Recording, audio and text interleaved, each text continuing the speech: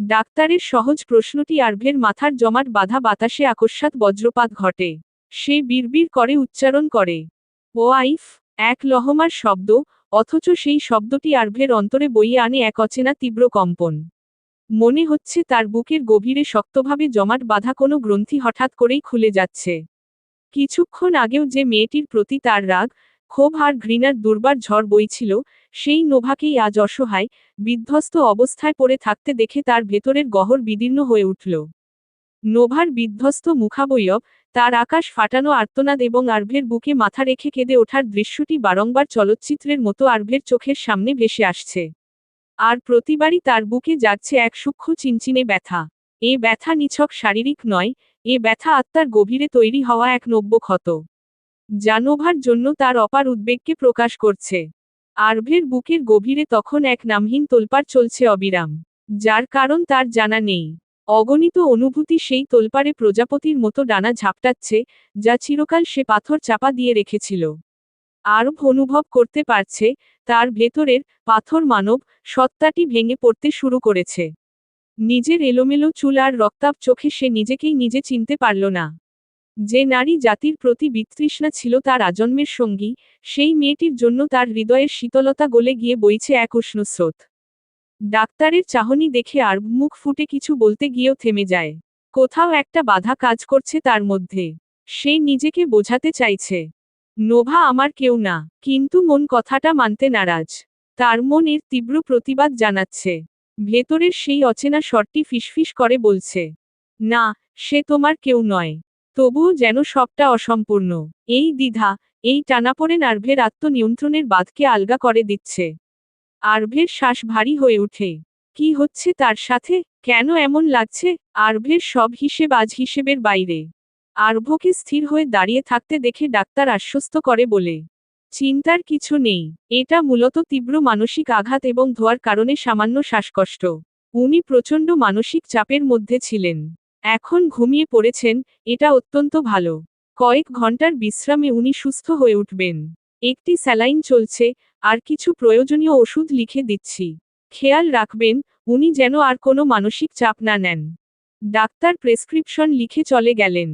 মাত্রই সবাই এসে উপস্থিত হয়েছে। তারা ডাক্তারের বলা কথাগুলো শুনে উপস্থিত সবাই স্বস্তির নিঃশ্বাস ফেলে। আরব এখনো স্থির দাঁড়িয়ে আছে, চোখে সেই রক্তাভাভা। আরভের এমন ভাবলেশীন অবস্থা দেখে মিয়াসা ধীরে ধীরে এগিয়ে এসে বলে, আর ইউ ফাইন, আরব? মিয়াসার কথা আরভের কানে পৌঁছায় না। সে এখনো তার এই অপরিচিত অনুভূতির দ্বন্দ্বে মগ্ন।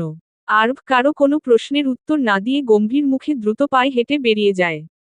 তুরান আরভের পিছু যেতে নিলে মিয়াসাকে ওর পিছু যেতে দেখে থেমে যায়। Dash dash. বাকিরা নোভার জ্ঞান ফেরার অপেক্ষায় বসে আছে হসপিটালে। ঠিক তখনই বর্ষণ আর রিভ হন্তদন্ত হয়ে প্রবেশ করে। রিভ ক্লাসে ছিল বলে তার ফোন সাইলেন্ট ছিল, যার ফলে তার কাছে খবরটা পৌঁছায়নি। যখনই জানতে পেরেছে দ্রুত হাসপাতালে এসেছে। বর্ষণ টিভিতে নিউজ দেখে জানতে পেরে পাগলের মতো ছুটে এসেছে। বর্ষণ এসেই বিচলিত কণ্ঠে জিজ্ঞেস করে, নোভা কোথায়? ও কেমন আছে? রিভ উদ্বিগ্ন স্বরে জানতে চায়, ম্যাম ঠিক আছেন তো? মিস্টার আমির শান্ত কণ্ঠে বলেন, শান্ত হও তোমরা, ঠিক আছে সে, শুধু এখনো জ্ঞান ফেরেনি ওর। বর্ষণ একটু রেগে মিস্টার আমিরের দিকে তাকিয়ে বলে, আপনাকে আমি নোভার দায়িত্ব দিয়েছি, বলেছিলেন ওকে রক্ষা করবেন, তাহলে আজ এমনটা হলো কেন? আপনি জানেন না নোভার অবস্থা? এত কেয়ারলেস কিভাবে হতে পারেন? মিস্টার আজান এবার গম্ভীর কণ্ঠে বলেন, চিৎকার করো না, বর্ষণ। নোভাকে আমরা আটকানোর চেষ্টা করেছি, কিন্তু পারিনি। শেষ পর্যন্ত যদি আরব না আসতো, তবে হয়তো ভয়াবহ কিছু ঘটে যেত। তুরান নীরবে সব দেখছে সব, তার কিছু বলার নেই এখানে। বর্ষণ দীর্ঘশ্বাস ফেলে রিভকে নির্দেশ দেয়, নোভার রুমে আগুনে পুড়ে কিছু বেঁচে গিয়েছে কিনা, নিজ দায়িত্বে চেক করে এসো। ফাস্ট। রিভ মাথা নেড়ে চলে যায়। বর্ষণ দাঁড়িয়ে অপেক্ষা করতে থাকে নোভার জ্ঞান ফিরার। নোভার জ্ঞান ফিরলে তাকেই পরিস্থিতি সামলাতে হবে। দূর থেকে আরব তীক্ষ্ণ চোখে সব পর্যবেক্ষণ করছিল এতক্ষণ। সে বর্ষণের সামনে আসে না। আজ কেন যেন নোভার প্রতি বর্ষণের এই গভীর যত্ন তার সহ্য হচ্ছে না। রাগ বারবার মাথা ঝাড়া দিয়ে উঠছে। এই রাগের কারণ সে নিজেও বুঝতে পারছে না। আরভের পক্ষে নিজেকে সামলানো কঠিন হয়ে পড়ছে। সে রাগে বড় বড় পা ফেলে হাসপাতাল থেকে বেরিয়ে যায়। Dash dash. কিছুক্ষণ পর নোভা ধীরে ধীরে চোখ খুলে সে আশেপাশে তাকায়। তার কিছু মনে পড়ে না কিছুক্ষণের জন্য। চারপাশে চোখ বুলিয়ে হাসপাতালের পরিবেশ দেখে তার সবকিছু মনে পড়ে যায়। বাড়ির আগুন, চিৎকার, এবং আরভের তাকে সামলানোর প্রতিটি দৃশ্য। তার চোখ আবার জলে ভরে ওঠে। বাড়িতে আগুন লাগার দৃশ্যটা চোখে ভাসতেই ভেতরটা ভেঙে চুরমার হয়ে যায় তার। সে হাতে লাগানো ক্যানেলাটি একটানে খুলে দুর্বল শরীর নিয়েই বেরিয়ে যাওয়ার জন্য পা বাড়ায়। সেখানে থাকা নার্স তাকে আটকানোর চেষ্টা করে বলে, ম্যাম, আপনি অসুস্থ, প্লিজ, উঠবেন না। নোভার আগে গর্জে উঠে বলে, ছাড়ো আমাকে, আমাকে আটকানোর চেষ্টা করো না। তখনই রুমে বর্ষণ প্রবেশ করে। নোভাকে পাগলামি করতে দেখে সে চিৎকার করে উঠে, স্টপ, নোভা, কি করছিস তুই? বর্ষণকে দেখে নার্স সরে যায়, এরপর রুম থেকে নিঃশব্দে বেরিয়ে যায়। নোভা বর্ষণকে দেখে অসহায় কণ্ঠে বল, আমি ওর শেষ চিহ্ন বাঁচাতে পারিনি, বর্ষণ। পারিনি আমি, ওরা আমাকে যেতে দেয়নি। নোভার আহাজারি শুনে বর্ষণের বুক কেঁপে ওঠে। নোভা কাঁদতে কাঁদতে নিচে বসে পড়ে আর্তনাদ করে বলে, আমি কিভাবে বাঁচব, বর্ষণ? আমার যে বেঁচে থাকার আর কোনো কারণ নেই। আমি ব্যর্থ, বর্ষণ, আমি ব্যর্থ। বর্ষণ নোভার কাছে এগিয়ে গিয়ে নোভাকে ধরে জোর করে দাঁড় করাই। তার দুই বাহু চেপে ধরে বলে, সব শেষ হয়নি, নোভা। তোকে তোর প্রতিশোধ নিতে হবে। তোর ওদের খুনিকে খুঁজে বের করতে হবে। এটাই তোর জীবনের লক্ষ্য। প্রতিশোধ শব্দটি শুনে নোভা জল ভরা দৃষ্টিতে বর্ষণের দিকে তাকায়। তার চোখে এখনো রক্তিম আভা। নোভা তাচ্ছিল্যের হাসি হেসে বলে, প্রতিশোধ নিলে কি ওকে ফেরত পাবো, বর্ষণ? বর্ষণ থমকে যায়। সে নীরব থাকে। তার কাছে এর কোনো জবাব নেই। বর্ষণকে চুপ থাকতে দেখে নোভা রেগে চিৎকার করে বলে, কি হলো, চুপ করে আছিস কেন? কোনো জবাব নেই, তাই না? আমি যা কিছুই করি না কেন, ফিরে আসবে না ও। আসবে না, বুঝেছিস তুই? বর্ষণ শুধু নোভাকে শক্ত করে ধরে রাখে। নোভা আবার রেগে চিৎকার করতে লাগলো, ছাড় আমাকে, আমাকে যেতে দে। এইবার বর্ষণও রেগে চেঁচিয়ে বলে, কোথায় যাবি তুই? হ্যাঁ, কোথায় যাবি? তোর শরীর খারাপ নোভা, আমি তোকে একা ছাড়তে পারবো না। একজনকে কথা দিয়েছি আমি তোর কিছু হতে দেব না। নোভা তবুও শুনে না। জোর করে বর্ষণের কাছ থেকে নিজেকে ছাড়িয়ে দুর্বল শরীর নিয়েই কেবিনের বাইরে বেরিয়ে আসে। বর্ষণও পিছু নেয় নোভার। বর্ষণ পেছনে থেকে ডাকতে থাকে, নোভা, স্টপ, নোভা। উদ্ধৃতি চিহ্ন। কেবিনের বাইরে আর ছাড়া সবাই উপস্থিত আছে। নোভাকে বেরিয়ে আসতে দেখে সবাই অবাক হয়। মিস্টার আমির বলেন, মীর, তুমি অসুস্থ শরীর নিয়ে বেরিয়ে আসছো কেন? নোভা মিস্টার আমিরের কথায় রেগে কিছুর উত্তর দিতে গেলে সহসা তাকে কেউ একজন তাকে শূন্যে তুলে নেয়। সবাই চমকে তাকায় ব্যক্তিটির দিকে। এক কোণে দাঁড়িয়ে থাকা মিয়াসার চোখে তার অজান্তেই জল টলমল করে এই দৃশ্য দেখে। নোভা ক্ষণিকের জন্য হতবিহ্বল হয়ে যায়, তার মাথা থেকে সকল পাগলামি দূর হয়ে যায়। আরব কাউকে তোয়াক্কা না করে নোভাকে কোলে করে কেবিনের দিকে যেতে থাকে। বর্ষণ সহ বাকি সবাই পিছু নেয় আরভের। নোভা যখনই বুঝতে পারে সে আরভের বাহুতে, তখনই ব্যাপারটা বুঝতে পেরে আরভের কোল থেকে নামার জন্য হাত পা ছুড়তে ছুড়তে রাগে বলে, নামাও আমাকে, বেয়াদব। তোমার সাহস কি করে হয় আমাকে টাচ করার? আরব নোভার দিকে এক ঝলক তাকিয়ে বিরক্তি নিয়ে গম্ভীর গলায় বলে, shut up, idiot. Don't shout.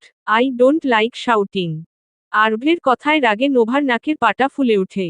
তার থেকে প্রায় 3 বছরের ছোট এই ছেলে এখনো দুধের দাঁত পড়েনি আর তাকে কিনা তাকে ইডিয়ট বলছে। এটা নোভা মেনে নিবে? কখনোই না। এটা নোভার পার্সোনালিটির সাথে মানায় না। নোভা রেগে পাল্টা কিছু বলতে গেলে আরব কাঠোকাঠ গলায় বলল, আমার দুধের দাঁত অনেক আগেই পড়েছে, কিন্তু তোমারটা মনে হয় পড়েনি। বাই দা ওয়ে, আমি 22 বছরের একজন যুবক। বিয়ে করলে এখন 1-2 বছরের বাচ্চা থাকতো আমার। একটু থেমে আবারও বলে, তাছাড়া ইডিয়টকে ইডিয়ট বলতে বয়স লাগে না। নোভা চমকে তাকায় আরভের দিকে। আরব কিভাবে জানলো তার মনে কি চলছে? আরব কেবিনে প্রবেশ করে নোভাকে বেডে শুইয়ে দিয়ে বলে, এখান থেকে এক পাও নড়বে না, নয়তো পা ভেঙ্গে রেখে দিব। আরভের কথায় নোভার গা পিত্তি জ্বলে উঠে রাগে। নোভা ক্রোধ নিয়ে বলে, তোমার কথায় চলতে হবে নাকি? আরব কোনো উত্তর না দিয়ে শুধু বাঁকা হাসে। যার মানে, হ্যাঁ। আরভের সেই হাসির মধ্যে এমন কিছু ছিল যা নোভার ভেতর কাঁপিয়ে তুলে, যেন অন্য কিছুর আভাস। সবাইকে আসতে দেখে নোভা নিজেকে দমিয়ে নেয়। সবাই রুমে প্রবেশ করলে আরব সেখান থেকে বেরিয়ে যায়। তুরানো তার পিছু যায়। মিয়াসা দ্রুত নোভার কাছে এসে উদ্বিগ্ন হয়ে জিজ্ঞেস করে, কেমন লাগছে এখন? ঠিক আছো তুমি? নোভা ধীরে সুস্থে উঠে বসতে চেষ্টা করে। মিয়াসা তাকে সাহায্য করে। নোভা সবার দিকে শীতল দৃষ্টিতে তাকায়। তার চোখে এখন আর ক্রোধ নেই, আছে শুধু অসহায়তা আর গভীর বিষাদ। সব সব শেষ, বিড়বিড় করে বলে নোভা, তার কণ্ঠ রুদ্ধ হয়ে আসে কথাটা বলার সময়। মিয়াসা কিছু বুঝতে না পেরে শান্তভাবে জিজ্ঞেস করে, কি শেষ হয়েছে, আপু? শুধু একটা বাড়িই তো। নোভা শুধু তাকিয়ে থাকে। সে কি করে বোঝাবে যে ওই বাড়িটিতে থাকা কিছু জিনিস তার কাছে কত বেশি মূল্যবান ছিল? সবাই তো সামান্য একটি বাড়ির জন্য তার এমন প্রতিক্রিয়াকে অতিরঞ্জিত ভাববে। বর্ষণ এসে ক্ষীণ শব্দে বলে, আপনারা সবাই চলে যান। সবারই অনেক ধকল গেছে। আমি আর রিব নোভাকে সামলে নিব। মিস্টার আজান বলেন, ওকে। নোভার ডিসচার্জ কখন হবে? মিস্টার আমির বলেন, ডাক্তার তো বললেন রাতে ডিসচার্জ হবে। তারা সবাই বেরিয়ে যায়। মিস্টার আজান যাওয়ার আগে বলেন, নোভাকে নিয়ে শাহরিয়ার মেনশনে চলে এসো। এখন থেকে সেখানেই থাকবে সবাই। বর্ষণ মাথা নাড়ায়। নোভা সবার বেরিয়ে যাওয়া দেখে। এত মানুষের ভিড়েও সে বড্ড একা। বর্ষণ আর রিপ ছাড়া তাকে কেউ ভালোবাসে না। এত বড় পৃথিবীতে নোভার আপন বলতে কেউ নেই। তার পাশে বসে মাথায় হাত বুলিয়ে দেওয়ার মতো একটা মানুষ নেই। তার চোখ থেকে কয়েক ফোঁটা পানি গড়িয়ে পড়ে। বর্ষণ নোভাকে পাথরের মতো বসে থাকতে দেখে তার মাথায় হাত বুলিয়ে দিয়ে বলে, আমি সবসময় তোর পাশে আছি। সুস্থ হয়ে আবারও তাণ্ডব চালানো নোভা হয়ে যা। নোভা কিছু না বলে হঠাৎ বর্ষণকে জড়িয়ে ধরে অশ্রুপাত করতে থাকে। এই জিনিসটাই নোভার প্রয়োজন ছিল এখন। একটু আশ্রয়ের। বর্ষণও মুচকি হেসে ওর মাথায় হাত বুলিয়ে দিতে থাকে। নোভা কাঁদতে কাঁদতে বলে, বর্ষণ, ব্রেসলেটটা হারিয়ে গেল। তুই তো জানিস এটা আমার কাছে কি। বর্ষণ শান্ত স্বরে বলে, রিভ কল দিয়ে বলল ব্রেসলেটটা পাওয়া গেছে। কিছু হয়নি ওটার। এবার তো নিজেকে স্বাভাবিক কর। কথাটা শোনা মাত্রই নোভার চোখ জ্বলজ্বল করে ওঠে। সে বর্ষণকে ছেড়ে বর্ষণের চোখের দিকে তাকায়। এতক্ষণের সমস্ত তিক্ত অনুভূতি দূর হয়ে তার দেহে প্রাণ ফিরে আসে। নোভাকে খুশি হতে দেখে বর্ষণও খুশি হয়। নোভাকে স্বাভাবিক করতে বর্ষণ ঠাট্টা করে বলে, আমার সাথে তো ধস্তাধস্তি করলি, কিন্তু আরভের সাথে তো পারলি না শুধু চিৎকার করা ছাড়া। ব্যাপারটা কি? আরভ কিন্তু তোর থেকে ছোট, এটা মনে আছে তো? নোভা রেগে বলে, বাজে কথা বলিস না, তখন আমি নিজের মধ্যে ছিলাম না। বর্ষণ ওকে নিয়ে মজা করতে থাকে আর নোভা রেগে ওকে মারতে থাকে। নোভাকে স্বাভাবিক করতে পেরে বর্ষণের ভেতর থেকে একটা বোঝা নেমে যায়। তার মনে প্রশান্তি নেমে আসে। Dash dash. আরভ হাসপাতালের করিডোর ধরে হেঁটে যাচ্ছে। তার চোয়াল রাগে শক্ত হয়ে আছে। চোখ রক্তবর্ণ। আরেকটু আগে সবাইকে চলে আসতে দেখে সে নোভার কাছে গিয়েছিল। কিন্তু গিয়ে নোভা বর্ষণকে জড়িয়ে রেখেছে দেখে তার পায়ের রক্ত মাথায় উঠে যায়। হাত দুটো মুষ্টিবদ্ধ হয়ে আসে। কপালের শিরাগুলো ফুলে উঠে দাঁড়িয়ে। তার বুকে ভূমিকম্পের মতো কম্পন শুরু হয়। সে নোভার পাশে বর্ষণকে সহ্য করতে পারছিল না। তার বারবার মনে হচ্ছিল নোভা শুধু তাকে জড়িয়ে ধরে কাঁদবে আর কাউকে না। আর কারো বুকে নোভার অশ্রু স্পর্শ করবে না। কিন্তু কেন এই অনুভূতি? আর বুঝতে পারে না। আর কিছুক্ষণ সেখানে থাকলে সে ভুল কিছু করে ফেলত। তাই সে সেখান থেকে বড় বড় কদম ফেলে চলে আসে। কিন্তু তার ভেতরের তোলপাড় তখনও থামেনি। বুকের ভেতরকার সেই অচেনা উষ্ণ স্রোত তাকে বিভ্রান্ত করে তুলছে। প্রতিটি পদক্ষেপ তার দীর্ঘদিনের তৈরি করা আত্মনিয়ন্ত্রণের দুর্গ ভেঙে গুড়িয়ে দিচ্ছে। সে দ্রুত পা চালিয়ে বেরিয়ে আসে হাসপাতালের প্রধান ফটক দিয়ে। পিছন থেকে তুরান তার নাম ধরে ডাকছে, কিন্তু আরভের কানে তা পৌঁছায় না। সে দ্রুত গাড়িতে উঠে গাড়ি স্টার্ট দেয়। গাড়ি চলতে শুরু করার পরেও আরভের অস্থিরতা কমে না। কিছু দূর যেতেই সে হঠাৎ ব্রেক কষে। সে জোরে জোরে শ্বাস নেয় নিজেকে শান্ত করার জন্য। চোখ বন্ধ করে সিটে হেলান দেয়। কিন্তু এখনও সে পিছনের সিটে হেলান দিয়ে চোখ বন্ধ করে শুধু নোভার মুখটা দেখতে পাচ্ছে। আরব নিজের সাথে কি হচ্ছে বুঝতে না পারলেও মেয়েটাকে নিয়ন্ত্রণ করতে তার ভালো লাগছে এটা বুঝতে পারছে সে। যদিও সে এই অনুভূতির কোনো কারণ খুঁজে পাচ্ছে না। Dash dash. সবাই একসাথে এসে দাঁড়ায় শাহরিয়ার ম্যানশনের বিশাল ফটকের সামনে। পুরনো এই অট্টালিকার ইট পাথরে যেন স্মৃতির ভার জমাট বেঁধে আছে। এতদিন পর এত মানুষ একসাথে এখানে পা রাখছে, এ দৃশ্য যেন বাড়িটাকেও নতুন করে জেগে উঠতে বাধ্য করছে। মিস্টার আমির প্রথমে আসতে চাননি। দীর্ঘদিনের অভিমান তার বুকের ভেতর পাথর হয়ে জমেছিল। কিন্তু সবার জোরাজুরি অনুরোধের কারণে অবশেষে তিনিও ধীরে ধীরে দরজার ভেতরে পা রাখলেন। এটা তারও বাড়ি, তারও অধিকার আছে এই অট্টালিকার প্রতিটা কোণায়। এত বছর পর সেই তিক্ততা আর দূরত্ব দূরে সরে গেছে। মিস্টার আমির এবং মিস্টার আয়মানের সম্পর্ক অবশেষে স্বাভাবিকতার আলোয় ফিরেছে। সবার জন্য নতুন করে রুম বরাদ্দ হলো। দোতলায় আরভের পাশের রুমটি সাজিয়ে দেওয়া হয়েছে মিয়াসার জন্য। যেন হাঁটতে হাঁটতে পা গেলেই একজন আরেকজনের কাছে পৌঁছে যায়। বড়দের রুমগুলো বরাবরের মতো নিচতলায়। মিস্টার আমিরের রুম, যে রুমটা বছরের পর বছর বন্ধ ছিল, আজ আবার তার প্রাপ্য মালিককেই স্বাগত জানাচ্ছে। মিসেস কোলি আগেভাগেই ঘরটা পরিষ্কার করে সাজিয়ে রেখেছেন। নোভার রুম ঠিক করা হয়েছে তিনতলায়। শান্ত, নির্জন, আর কোলাহল থেকে দূরে। কারণ নোভা নীরবতাই পছন্দ করে। তার পাশেই রিভের রুম ঠিক করা হয়েছে।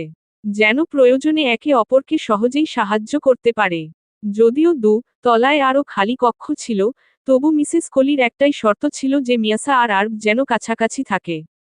হয়, এই যুক্তিতে কেউ আপত্তি করেনি। রাত 10টার দিকে নোভার ডিসচার্জ হয়। রিভ আর বর্ষণ তাকে নিয়ে আসে বাসায়। মিসেস কোলি আর মিসেস জমিলা নোভার অনেক যত্ন করেন। নোভাকে রাতের খাবার খেতে বললে নোভা বলেছে খাবে না সে। অনেক বলেও রাজি করানো যায়নি। বর্ষণ আর রিভও ছিল না যে তাকে রাজি করাবে। তারা কোনো এক কাজে গেছে। আর একটু আগেই মিসেস কোলি আর মিসেস জমিলা নোভাকে ঘুমাতে বলে চলে গেছে। এখন রাত প্রায় 12টা। গভীর রাত। শাহরিয়ার মেনশনের তিনতলা এখন নিস্তব্ধ।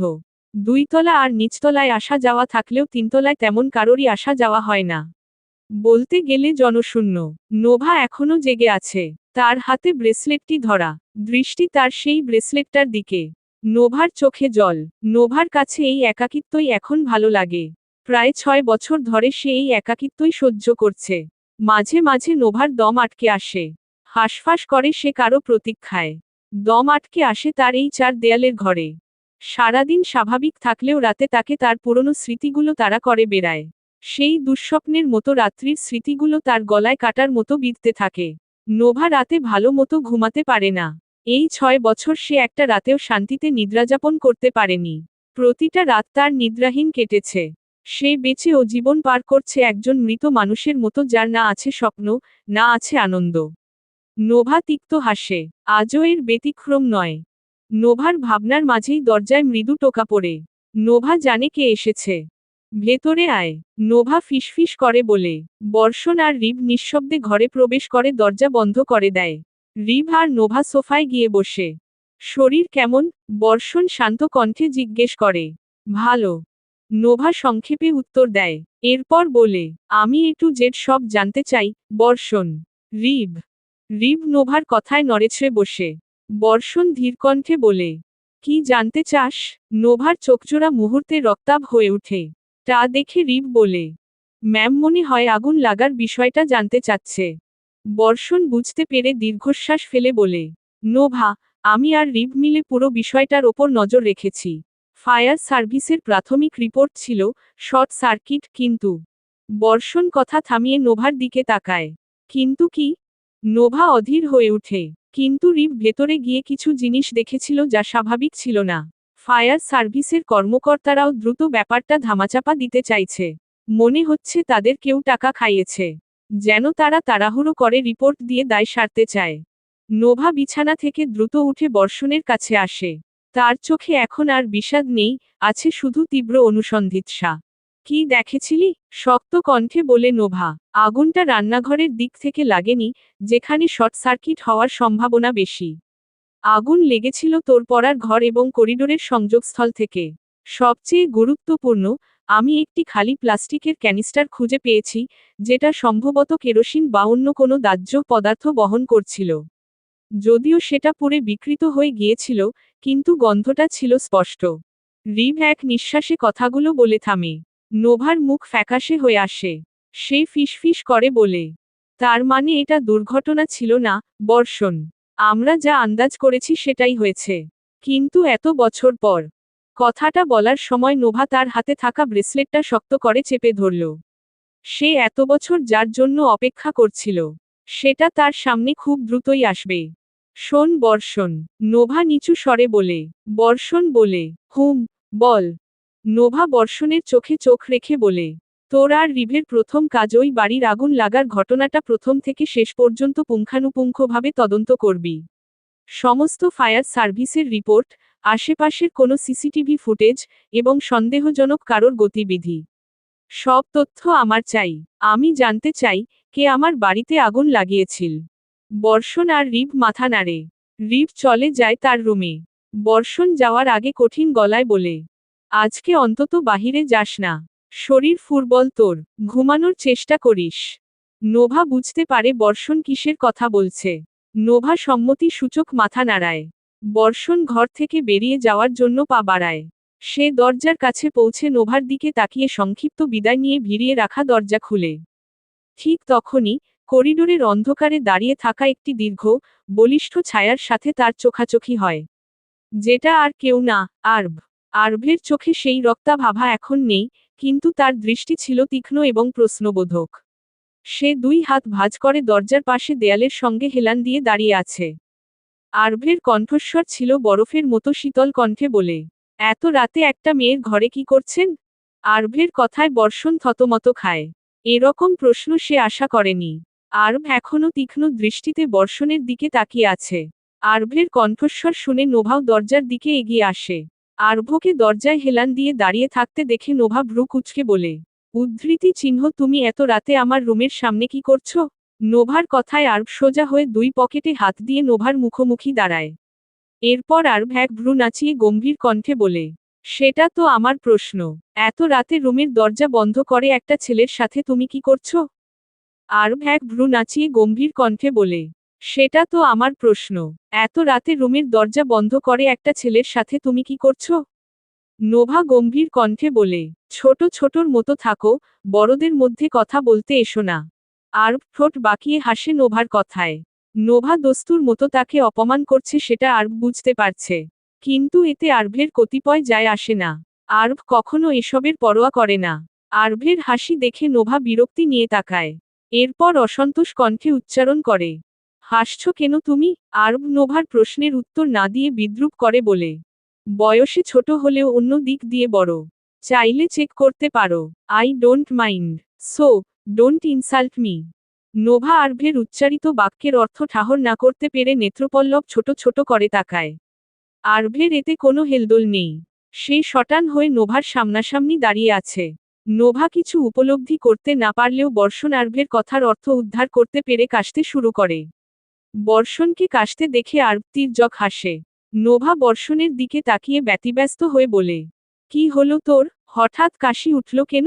বর্ষণ কাশতে কাশতে মেকি হেসে বলে, জানি না, হঠাৎই এরকম হলো। নোভা শীঘ্রই রুম থেকে এক গ্লাস পানি এনে দেয় বর্ষণকে পান করার জন্য। বর্ষণ ঢকঢক করে পানি খেয়ে নিজেকে স্বাভাবিক করে নিয়ে বিড়বিড় করে বলে, কথায় আছে না ছোট মরিচের ঝাঁজ বেশি। আজকে সেটার প্রমাণও পেলাম। শালা, জীবনে করলাম কি? নোভা পানির গ্লাস রাখতে ভেতরে যায় ফলে সে বর্ষণের কথা শুনতে পারে না। কিন্তু আরব সব শ্রবণ করে। সে কিছু বলে না বর্ষণের কথার প্রেক্ষিতে। বর্ষণের প্রতি নোভার যত্ন কেন জানি তার সহ্য হলো না। তার চোখে লাল আভা ফুটে উঠে আবারও। দাঁতে দাঁত চেপে ধরে। নোভা এসে আরভের উদ্দেশ্যে বলে, বর্ষণ আমার বেস্ট ফ্রেন্ড আর তাছাড়া আমরা কয়েকদিন পর বিয়ে করব। তাই এটা কোনো ব্যাপার না। তুমি এত রাতে আমার রুমে কি করছো? সেটা বলো। নোভার মুখে কথাগুলো শুনে আরব রসে ওঠে।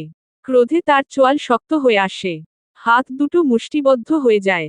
সে নিজেকে সামলানোর চেষ্টা করতে থাকে। নোভা আরভের দিকে এখনো প্রশ্নবিদ্ধ চোখে তাকিয়ে আছে, সাথে বর্ষণও। তখনই রিভো তার রুম থেকে বেরিয়ে আসে। বাহিরে কথা বলার শব্দ শুনে রুম থেকে বেরিয়ে এসেছে সে। সে এগিয়ে এসে তটস্থ হয়ে জিজ্ঞেস করে, ম্যাম, সব ঠিক আছে? নোভা মাথা নাড়ায়। আরব চোখ বন্ধ করে জোরে জোরে শ্বাস ফেলে নিজেকে সামলে নেয়। কিন্তু তার মাথায় এখনো আগুন জ্বলছে। আরব শান্ত কণ্ঠে বলে, তোমাকে খেতে ডাকতে এসেছি দাঁড়ি। গ্র্যানি বলল তুমি নাকি খাওনি, আমার সাথে একসাথে খেয়ে নিতে। তুমি না খেলে আমাকে কথা শোনাবে। আরব মিথ্যা বলল। তাকে কেউ কিছু বলেনি। সে যখন নোভা রাতে খাবার খায়নি এটার ব্যাপারে জ্ঞাত হলো, এটা শুনে তার ভালো লাগেনি। সেই জন্য সে নোভাকে খাওয়ানোর জন্য নিতে এসেছে। সোজাসুজি বললে নোভা কখনোই রাজি হবে না। এটা আরব জানে। আরবের কথা কর্ণপাত হতে বর্ষণ সামান্য রেগে বলে, তুই খাসনি, নোভা, চল এখনই খাবি। নোভা শক্ত কণ্ঠে বলে। আমি খাবো না, বর্ষণ। জোর করিস না, প্লিজ। উদ্ধৃতি চিহ্ন। বর্ষণ বলে। কিন্তু বর্ষণ আর কিছু বলতে পারে না, তার আগে অনাকাঙ্ক্ষিত একটা ঘটনা ঘটে। আরব নোভাকে তার বাহুতে উঠিয়ে নেয়। কিছু না বলে হাঁটা ধরে সিঁড়ির দিকে। বর্ষণ আর রিভ চমকে একে অপরের দিকে তাকায়। বোঝার চেষ্টা করে এইমাত্র কি হলো। তারা কি স্বপ্ন দেখল? বর্ষণ আশ্চর্যজনক ভাবে বলে। এটা কি হলো? রিভ উৎসুক কণ্ঠে বলে। এভাবে চমকে না দাঁড়িয়ে চলুন দেখি নিচে কি হয়। বর্ষণ আর রিভ দ্রুত ওদের পিছু যেতে থাকে। নোভা রেগে আরভকে অনেক কথা শোনাতে থাকে, কিন্তু আরভ কোনো গ্রাহ্য করে না নোভার কথায়। সে নোভাকে নিয়ে সিঁড়ি দিয়ে নিচে নামতে থাকে। আরব নোভাকে গ্রাউন্ড ফ্লোরে এনে ডাইনিং টেবিলের পাশে নামিয়ে দেয়। আরব নোভাকে নামাতেই নোভা সপাটে এক চড় বসিয়ে দেয় আরভের গালে। রেগে সামান্য চিৎকার করে বলে। দিন দিন বেয়াদবির সীমা ছাড়িয়ে যাচ্ছ তুমি। একটা মেয়েকে তার পারমিশন ছাড়া টাচ করার সাহস পাও কোথায় তুমি? রিভ আর বর্ষণ মাত্রই নেমেছে সিঁড়ি বেয়ে। এই দৃশ্য দেখে তারা সচকিত হয়ে সেখানেই দাঁড়িয়ে যায়। আরব তার হাত দুটো মুষ্টিবদ্ধ করে চোখ বন্ধ করেছিল। রাগটাকে সংযত করার চেষ্টা চালাচ্ছিল। নোভার কথায় চোখ খুলে ওর দিকে ভয়ঙ্কর দৃষ্টিতে তাকায়। আরভের চোখ দুটো রক্তিম বর্ণ ধারণ করেছে। কপালের শিরাগুলো প্রকট হয়ে ফুলে উঠেছে। আরভের এই রূপ নোভা সমীপে দেখেছে। তার বুঝতে বাকি থাকে না আরভের মাথায় রাগ চেপে আছে। কিন্তু নোভা সেটা পাত্তা দেয় না। সে রাগী দৃষ্টিতে তাকিয়ে থাকে আরভের দিকে। সহসা আরব পাশে থাকা কাচের ডাইনিং টেবিলে আঘাত করে। সাথে সাথে টেবিলটা ভেঙে চুরমার হয়ে যায়। এই দৃশ্য দেখে সবাই আঁতকে ওঠে। তাদের গায়ে ঠান্ডা শিহরণ বয়ে যায়। নোভার চোখে রাগের পরিবর্তে নেমে আসে একরাশ স্তব্ধতা। সে স্তম্ভিত দৃষ্টিতে আরভের দিকে দৃষ্টিপাত করে। আরব এখনো সেভাবেই দাঁড়িয়ে আছে। তার মধ্যে কোনো ভাবান্তর নেই। সে শুধু নিজের রাগকে নিয়ন্ত্রণ করার চেষ্টা করছে। কিন্তু এতেও তার রাগ নিয়ন্ত্রিত হচ্ছে না। সে যদি এখন এটা না করত, সেটার প্রভাব পড়ত নোভার উপর। নোভার জায়গায় অন্য কেউ থাকলে এখনো আস্ত তার সামনে দাঁড়িয়ে থাকার সুযোগ পেত না। নোভা দেখে আরভের হাত থেকে টপটপ করে রক্ত পড়ছে। সাদা ফ্লোরটি রক্তে রঞ্জিত হয়ে যাচ্ছে। কিন্তু এর কোনো কিছুই আরভের মধ্যে কর্তৃত্ব প্রতিষ্ঠা করতে পারছে না। নোভার রাগ এবার সপ্তম পর্যায়ে চলে যায়। সে আরভের দিকে রেগে তাকিয়ে পাশে থাকা ফুলদানিটা ছুঁড়ে ফেলে। দুজনই দুজনের দিকে অগ্নিদগ্ধ নয়নে তাকিয়ে আছে। যেন এখনই এখানে কালবৈশাখী ঝড় নেমে আসবে। রিভ আর বর্ষণ এতক্ষণ কান দুই হাত দ্বারা চেপে ধরেছিল। তারা যেন বিদিত ছিল নোভার প্রতিক্রিয়া কি হবে সে ব্যাপারে। এদের দুইজনকে একে অপরের দিকে খেয়ে ফেলা দৃষ্টিতে তাকিয়ে থাকতে দেখে বর্ষণ এগিয়ে গিয়ে উৎকণ্ঠতা নিয়ে বলে। কি শুরু করেছিস? সবাই জেগে যাবে তো তোদের এই মহাভারতের যুদ্ধ দেখলে। নোভা বর্ষণের দিকে তাকিয়ে শক্ত কণ্ঠে বলে। এই বেয়াদবকে বুঝা, নিজের মন মর্জি মতো সবাইকে চালাতে পারলেও আমাকে পারবে না। আরব এতক্ষণ নীরবে রাগকে আড়াল করার চেষ্টা করছিল। নোভার কথায় আরব দাঁতে দাঁত চেপে বলে। আমি যদি চাই তুমি আমার ইচ্ছাতে চলো তাহলে সেটাই হবে। এর জন্য পুরো পৃথিবী ধ্বংস করতে হলেও আমি করব। আরবের কথায় নোভা ক্রোধে আরও কিছু শব্দ ব্যয় করতে মুখ খুললে রিভ নমনীয় স্বরে বলে। শান্ত হন, ম্যাম। আরবের মাথায় রাগ চেপে আছে। তাই এইসব বলছে। বর্ষণও নোভাকে বুঝানোর জন্য বলে। হ্যাঁ, আরব তোর থেকে বয়সে ছোট, এইটুকু তো মনে রাখো, আর বাচ্চা ছেলেটার সাথে ঝগড়া বিবাদ করছিস। আগে তো এইরকম ছিলি না তুই। হঠাৎ কি হলো তোর? নোভা সুস্থির হয়ে দাঁড়িয়ে থাকে। সে স্বয়ং অনুধাবন করতে পারছে না হঠাৎ তার কি হচ্ছে বিস্ময়সূচক চিহ্ন। এরকম বাচ্চাদের মতো কলহ করছে কেন? কিন্তু আরভের সম্মুখে সে নিজেকে প্রতিরুদ্ধ করতে পারে না। ঝগড়া লেগেই যায়। নোভা নিজেও বুঝতে পারছে না তার সাথে কি হচ্ছে। এত পরিবর্তন হচ্ছে কেন সে? নোভাকে নিঃশব্দে দাঁড়িয়ে থাকতে দেখে আরব স্পষ্ট বাক্যে হিমকণ্ঠে বলে। উদ্ধৃতি চিহ্ন not a baby. Don't tell me like that. 22 বছরের একজন যুবককে তোমাদের বাচ্চা মনে হয়? বর্ষণ বলে। আমাদের থেকে তুমি আর রিভ দুজনই ছোট, তাই বাচ্চা মনে হয়। এমনিতে তোমরা বাচ্চা না। বিয়ে হলে 10-15 ছেলে মেয়েও জন্ম দিয়ে দিবে। আরব বর্ষণের কথায় কান দেয় না। রিভ চকিত নয়নে তাকায়। বর্ষণ এবার নোভাকে বলে। এত ভাব দেখাস না, দোষট কিন্তু তোরই। নোভা দাঁত কটমট করে বলে। আমার? বর্ষণ একটু রাশভারী কণ্ঠে নোভাকে বলে। তোর ওকে থাপ্পড় দেওয়ার দরকার কি ছিল? ওর রক্ত গরমের বয়স। দেখলি তো, একটা থাপ্পড় দিলি আর কি করল? নোভা বর্ষণের দিকে তাকিয়ে বলে। ও আমাকে কোলে নিল কেন? এটা বেয়াদবি না?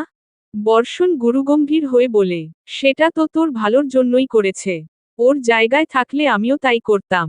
তোর শরীর এত অসুস্থ আর তুই না খেয়ে আছিস। আর কেউ তোর খেয়াল রেখেছে? আমার মতে আর ঠিকই করেছে। তোর মতো তোত্তারা মেয়ের জন্য ওর মতো ছেলেই দরকার। রিব বিড়বিড় করে বলে। হ্যাঁ, সেটা তো দরকারি। একজন আগুন হলে আরেকজন ঘি। উদ্ধৃতি চিহ্ন। নোভা দীর্ঘ নিঃশ্বাস ফেলে দাঁড়িয়ে। যেখানে তার এতকালের বন্ধুরই তাকে ভুল মনে হচ্ছে সেখানে সে আর কি বলবে। নোভা এক নিমেষে আর্ভের দিকে তাকায়, যে অনুভূতিহীন দাঁড়িয়ে আছে এখন। অল্প সময়ের জন্য চারপাশ নিস্তেজ হয়ে আসে। নোভা কিছুক্ষণ চুপ থেকে শীতল কণ্ঠে বলে। রিব, ফার্স্ট এইড বক্স নিয়ে এসো, ফাস্ট। রিব তৎক্ষণাৎ ফার্স্ট এইড বক্স আনতে চলে যায়। নোভা আর কিছু বলে না। সেই মনে হয় বেশি করে ফেলেছে আর্ভের সাথে। আর্ভ তাকে খারাপভাবে স্পর্শ করেনি। এই নিয়ে 3বার আঘাত করল ছেলেটাকে। যখন তাকে কেউ সামলাতে পারেনি, আর্ভ সামলিয়েছে। নোভার অনুশোচনাবোধ হয়। আর্ভের সাথে যতবার দেখা হয়েছে খারাপ ব্যবহারই করেছে সে। অবশ্য সেটারও কারণ ছিল। আর্ভই সেই সুযোগটা তাকে দিয়েছে। নোভা ভাবতে পারেনি আর্ভ নিজেকে আঘাত করে ফেলবে। আর্ভ তো তাকেই আঘাত করতে পারত। কিন্তু করেনি। এটা ভেবে নোভার আরও অনুশোচনা হতে থাকে। নিজের ভাবনায় নিজেই অবাক হয় নোভা। সে তো এরকম মেয়ে না। তার মধ্যে কোন নতুন অনুভূতির সৃষ্টি হচ্ছে? নোভা আর্ভকে জোর করে পাশে থাকা চেয়ারে বসিয়ে দেয়। রিব ফার্স্ট এইড বক্স নিয়ে আসলে নোভা আর্ভের ক্ষতস্থান পরিষ্কার করে সেখানে ঔষধ লাগিয়ে দিতে থাকে। আর্ভ নিজের প্রতি নোভার এত যত্ন দেখে আরেকটু আগের সমস্ত রাগ ভুলে যায়। তার মাথায় জ্বলতে থাকা আগুন হিমশীতল আবহাওয়ায় পরিণত হয়। সে পলকহীন নোভার দিকে তাকিয়ে থাকে, যে আর্ভের হাত নিয়ে ব্যস্ত। নোভা আর্ভের হাতে ব্যান্ডেজ করে দেওয়ার সময় বর্ষণ আর রিবকে জিজ্ঞেস করে। উদ্ধৃতি চিহ্ন তোরা খেয়েছিস? দুইজনেই একসাথে বলে। না। উদ্ধৃতি চিহ্ন। নোভা আর্ভের হাতে ব্যান্ডেজ করা সম্পূর্ণ করে সবার উদ্দেশ্যে বলে। তোরা বস, আমি কিচেন থেকে খাবার নিয়ে আসছি। রিব ঠোঁট উল্টে বলে। আর্ভ তো টেবিলই ভেঙে ফেলেছে। খাবো কোথায় বসে? বর্ষণও সায় দেয়। নোভা ক্রুদ্ধ দৃষ্টিতে আর্ভের দিকে তাকিয়ে বলে। এই বেয়াদবের থেকে আর কি আশা করা যায়? আর্ভ নোভার দিকে শান্ত দৃষ্টিতে তাকিয়ে আছে দাঁড়িয়ে। আর্ভের সাথে নোভার চোখাচোখি হতেই নোভা চোখ সরিয়ে নেয়। আর্ভের চাহনিতে কিছু একটা আছে যা নোভার ভেতরে থাকা সত্তাকে নাড়িয়ে দিচ্ছে বারংবার। যত আর্ভের কাছাকাছি যাচ্ছে নোভা নিজেকে হারিয়ে ফেলছে। তার মধ্যে নতুন অনুভূতির সঞ্চার হচ্ছে। নোভা দ্রুত স্থান ত্যাগ করে চলে যায় কিচেনের দিকে। আর্ভ নোভার যাওয়ার দিকে তাকিয়ে থাকে। আর্ভের দৃষ্টি লক্ষ্য করে বর্ষণ গলা খাকারি দিয়ে ওর মনোযোগ আকর্ষণ করে বলে। এভাবে তাকিয়ে লাভ নেই, তোমার থেকে বয়সে বড়। বর্ষণের কথায় রিব হেসে ওঠে। আর্ভ বর্ষণের দিকে তাকিয়ে থাকে ভ্রু কুঁচকে। বোঝার চেষ্টা করে বর্ষণ কি বলতে চাইছে। বর্ষণ সেটা বুঝতে পেরে বলে। আচ্ছা, বাদ দাও, তোমার সাথে তো আমাদের সেইভাবে পরিচয় হয়নি। আর্ভ অস্ফুট স্বরে বলে। বর্ষণ নিজের পরিচয় দিয়ে বলে। আমার পুরো নাম বর্ষণ শিকদার। নোভার বেস্ট ফ্রেন্ড। আর রিব হলো নোভার অ্যাসিস্ট্যান্ট। ছোট ভাইয়ের মতো। তুমি তো সম্পর্কে ওর কাজিন প্লাস বোনের জামাই হও। কিন্তু তোমাদের এরকম দাকুমরার মতো সম্পর্ক হলো কিভাবে? আর্ভ কাট কাট গলায় বলে। অ্যাট ফার্স্ট, আমি ওর কোনো বোনের জামাই না। সেকেন্ড, আপনার ফ্রেন্ডোর হাত একটু বেশিই চলে। উদ্ধৃতি চিহ্ন। বর্ষণ কিছু বলতে নিবে তখনই নোভা আসে। নোভা আর্ভের কথাটা শুনে বলে। তুমি আমার হাত চালানোর মতো কাজ করো কেন? প্রশ্ন চিহ্ন। আর আমাকে আপু বলতে কতবার বলেছি। তুমি আমার ছোট ভাইয়ের মতো। নোভার মুখে আর্ভকে ভাই সম্বোধন করাটা আর্ভের পছন্দ হয় না। সে বিরক্তি নিয়ে বলে। I am not your brother. Don't call me brother. Rib না বোঝার মতো করে বলে। বোনের জামাই ডাকবে তাহলে? উদ্ধৃতি চিহ্ন। রিভের কথায় আর্ভর দিকে রাগী দৃষ্টিতে তাকায়। রিব চুপসে যায় আর্ভের চাহনিতে। বর্ষণ উঠে নোভার পাশে দাঁড়ায়, এরপর ওর মাথায় টোকা মেরে বলে। আসছে আমার জ্ঞানের সাগরণী। তোর থেকে যে আমি 4 বছরের বড় সেই খবর আছে? আমাকে তো ঠিকই নাম ধরে ডাকিস। তুই আবার কোন মুখে আর্ভকে তোকে আপু বলে বলিস? নোভা বর্ষণের দিকে রেগে তাকিয়ে বলে। তোর আর আমার বিষয়টা ভিন্ন। বর্ষণের কথায় আর্ভের কপালে ভাঁজ পড়ে। সে প্রশ্নাত্মক দৃষ্টিতে বর্ষণের দিকে তাকিয়ে বলে। আপনি নোভার থেকে 4 বছরের বড়, তাহলে আপনারা ফ্রেন্ড হলেন কিভাবে? বর্ষণ চোখ টিপ মেরে বলে, বেস্ট ফ্রেন্ড থেকে বেস্ট বাদ দিয়ে বয় লাগাও। তাহলে বুঝবে কিভাবে হলাম? আরব বুঝতে পেরে চোখমুখ শক্ত করে বর্ষণের দিকে তাকায়। নোভা বিরক্তি মিশ্রিত স্বরে বলে, মজা করা বন্ধ কর, বর্ষণ। এত ফালতু কথা কিভাবে বলিস তুই? আরব আপসহীন কণ্ঠে বলে, but I want to know. Reeve, বর্ষণ আর নোভাক একসাথে বলে, কি, তোমাদের বন্ধুত্ব হলো কিভাবে? বর্ষণ হাই তুলতে তুলতে বলে, আমরা আগে ফ্রেন্ড ছিলাম না, আমাদের অন্য সম্পর্ক ছিল। বর্ষণের কথায় নোভা চোখ পাকিয়ে তাকায় ওর দিকে। নোভার দৃষ্টি দেখে রিভ আর বর্ষণ দুইজি মিয়ে যায়। নোভা কথা ঘুরানোর জন্য বলে, সবাই খাওয়ার জন্য নিচে বসে পড়। আরব বুঝতে পারে নোভা কথাটা বলতে চাইছে না। সেও আর ব্যাপারটা নিয়ে আর ঘাটে না। নোভার কথায় তিনজন একসাথে বলে উঠে, হোয়াট, নিচে? নোভা স্বাভাবিকভাবেই বলে, হ্যাঁ, আমাকে যাতে দ্বিতীয়বার কথাটা না বলতে হয়। নোভার কথায় না চাওয়া সত্ত্বেও রিভ আর বর্ষণ নিচে বসে পড়ে। নিচে নোভা আগে থেকেই একটা কাপড় বিছিয়ে রেখেছিল। যেহেতু এখন শীতকাল, সমস্যা হবে। কিন্তু আরব বসে না, সে নড়েও না।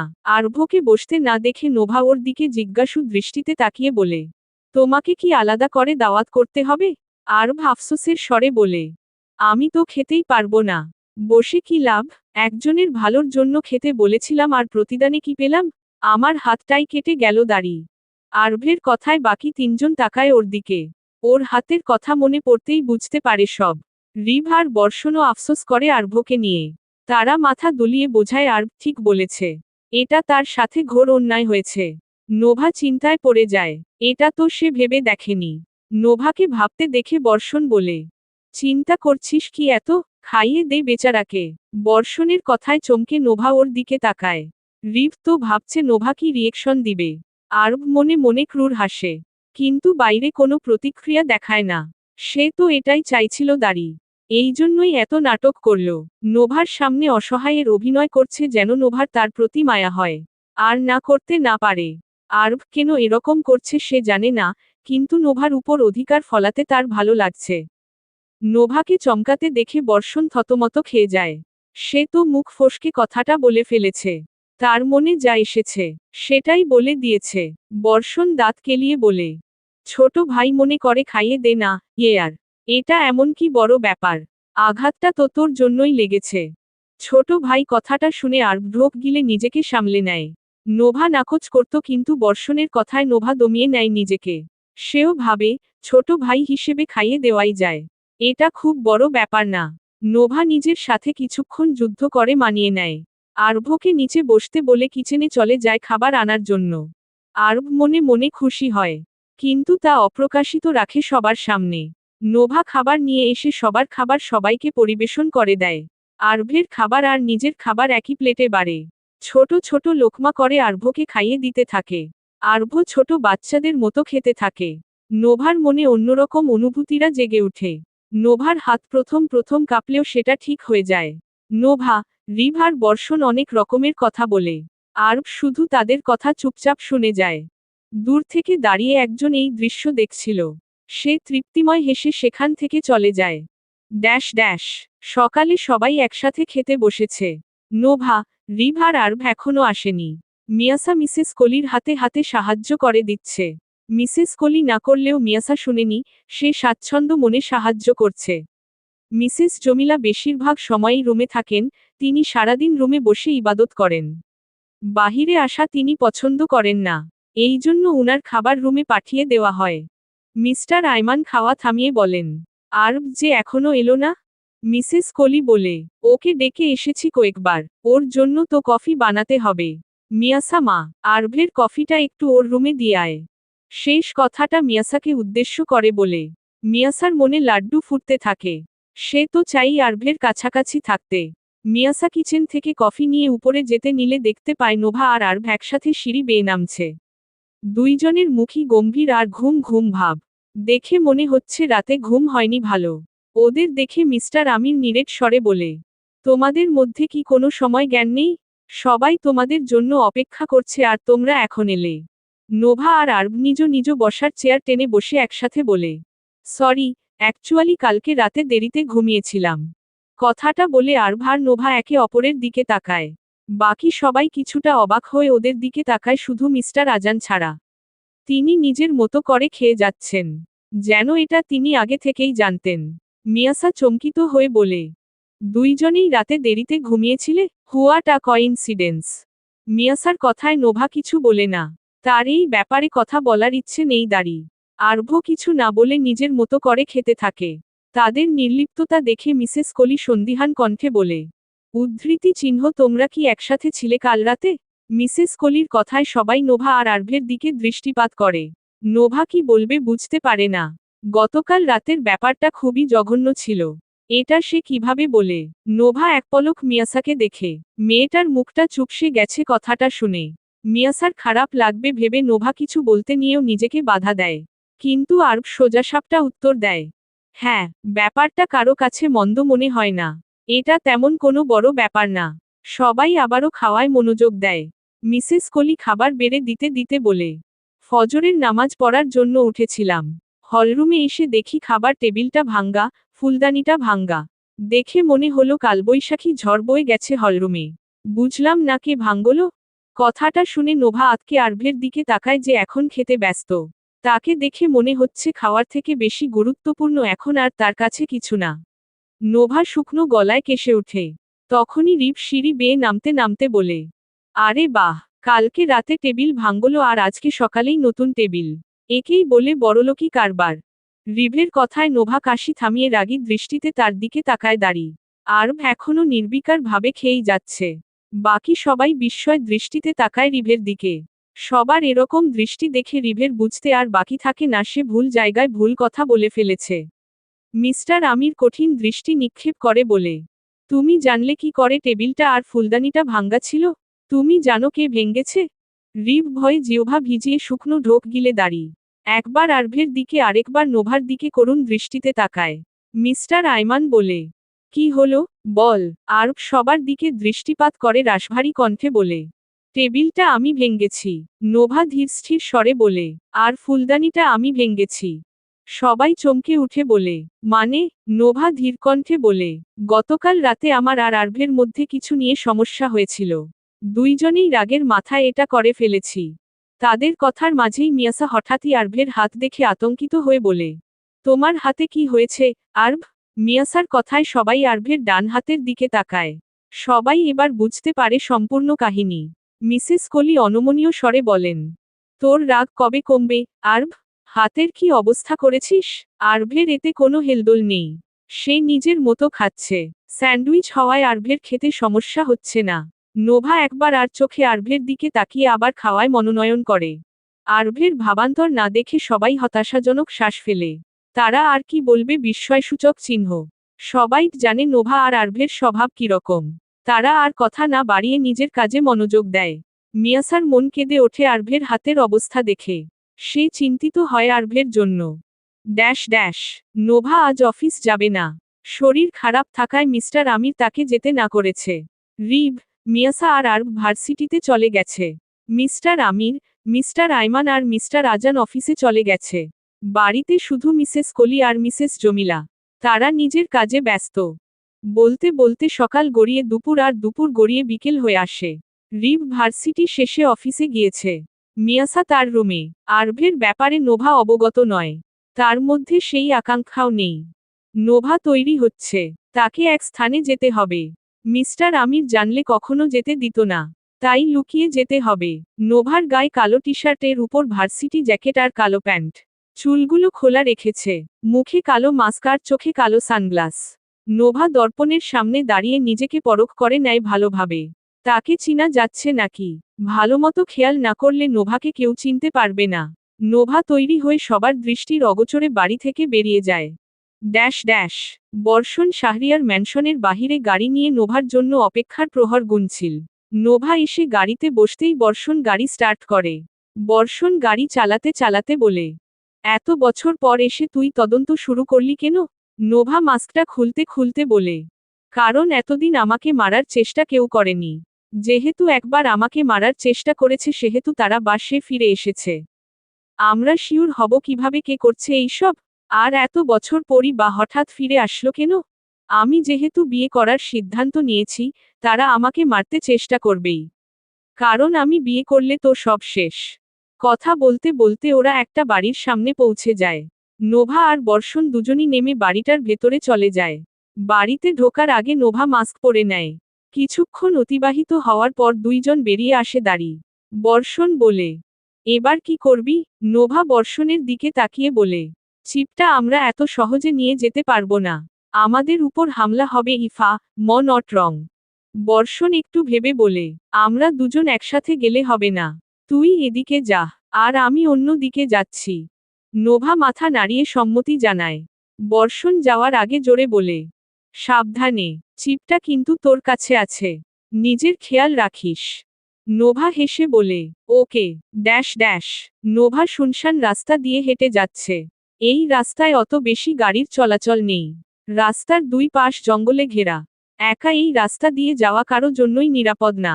যে কোনো সময় ভয়ানক কিছু হতে পারে। সহসা প্রায় 9-10 জন কালো মাস্ক পরা লোক নোভার সামনে এসে পথ রোধ করে দাঁড়ায়। নোভার পা থেমে যায়। সে চমকে লোকগুলোর দিকে তাকায়। এদের মধ্যে একজন লোক ভয়ঙ্কর কণ্ঠে বলে, উদ্ধৃতি চিহ্ন চিপটা আমাদের দিয়ে দে, মেয়ে। নোভা বুঝতে পারে চিপটা নেওয়ার জন্যই লোকগুলো এসেছে। সে যা ভেবেছিল তাই। তার পরিকল্পনা কাজে লেগেছে ভেবে নোভা স্বস্তির নিঃশ্বাস ফেলে। নোভা রেগে লোকগুলোর উদ্দেশ্য বলে, না, দিব না আমি। কথাটা বলে নোভা বাঁকা হেসে তাকায় ওদের দিকে। নোভা মানছে না দেখে একটা লোক নোভার দিকে এগিয়ে আসে নোভাকে মারার জন্য। লোকটি নোভার মুখ বরাবর একটি ঘুষি দিতে গেলে নোভা সজোরে লোকটির পেট বরাবর এক লাথি মারে। ব্যক্তিটি ছিটকে দূরে সরে যায়। লোকগুলোর লিডার বলে উঠে, মাইয়াডারে শেষ কইরা দে। কথা শুনে আরেকটি লোক এগিয়ে এসে নোভাকে আঘাত করতে নিলে নোভা তার এক পা দিয়ে লোকটির মাথা বরাবর আঘাত করে। একের পর এক লোক নোভাকে মারতে আসে। নোভা একাই ওদের সাথে সাথে মারামারি করতে থাকে।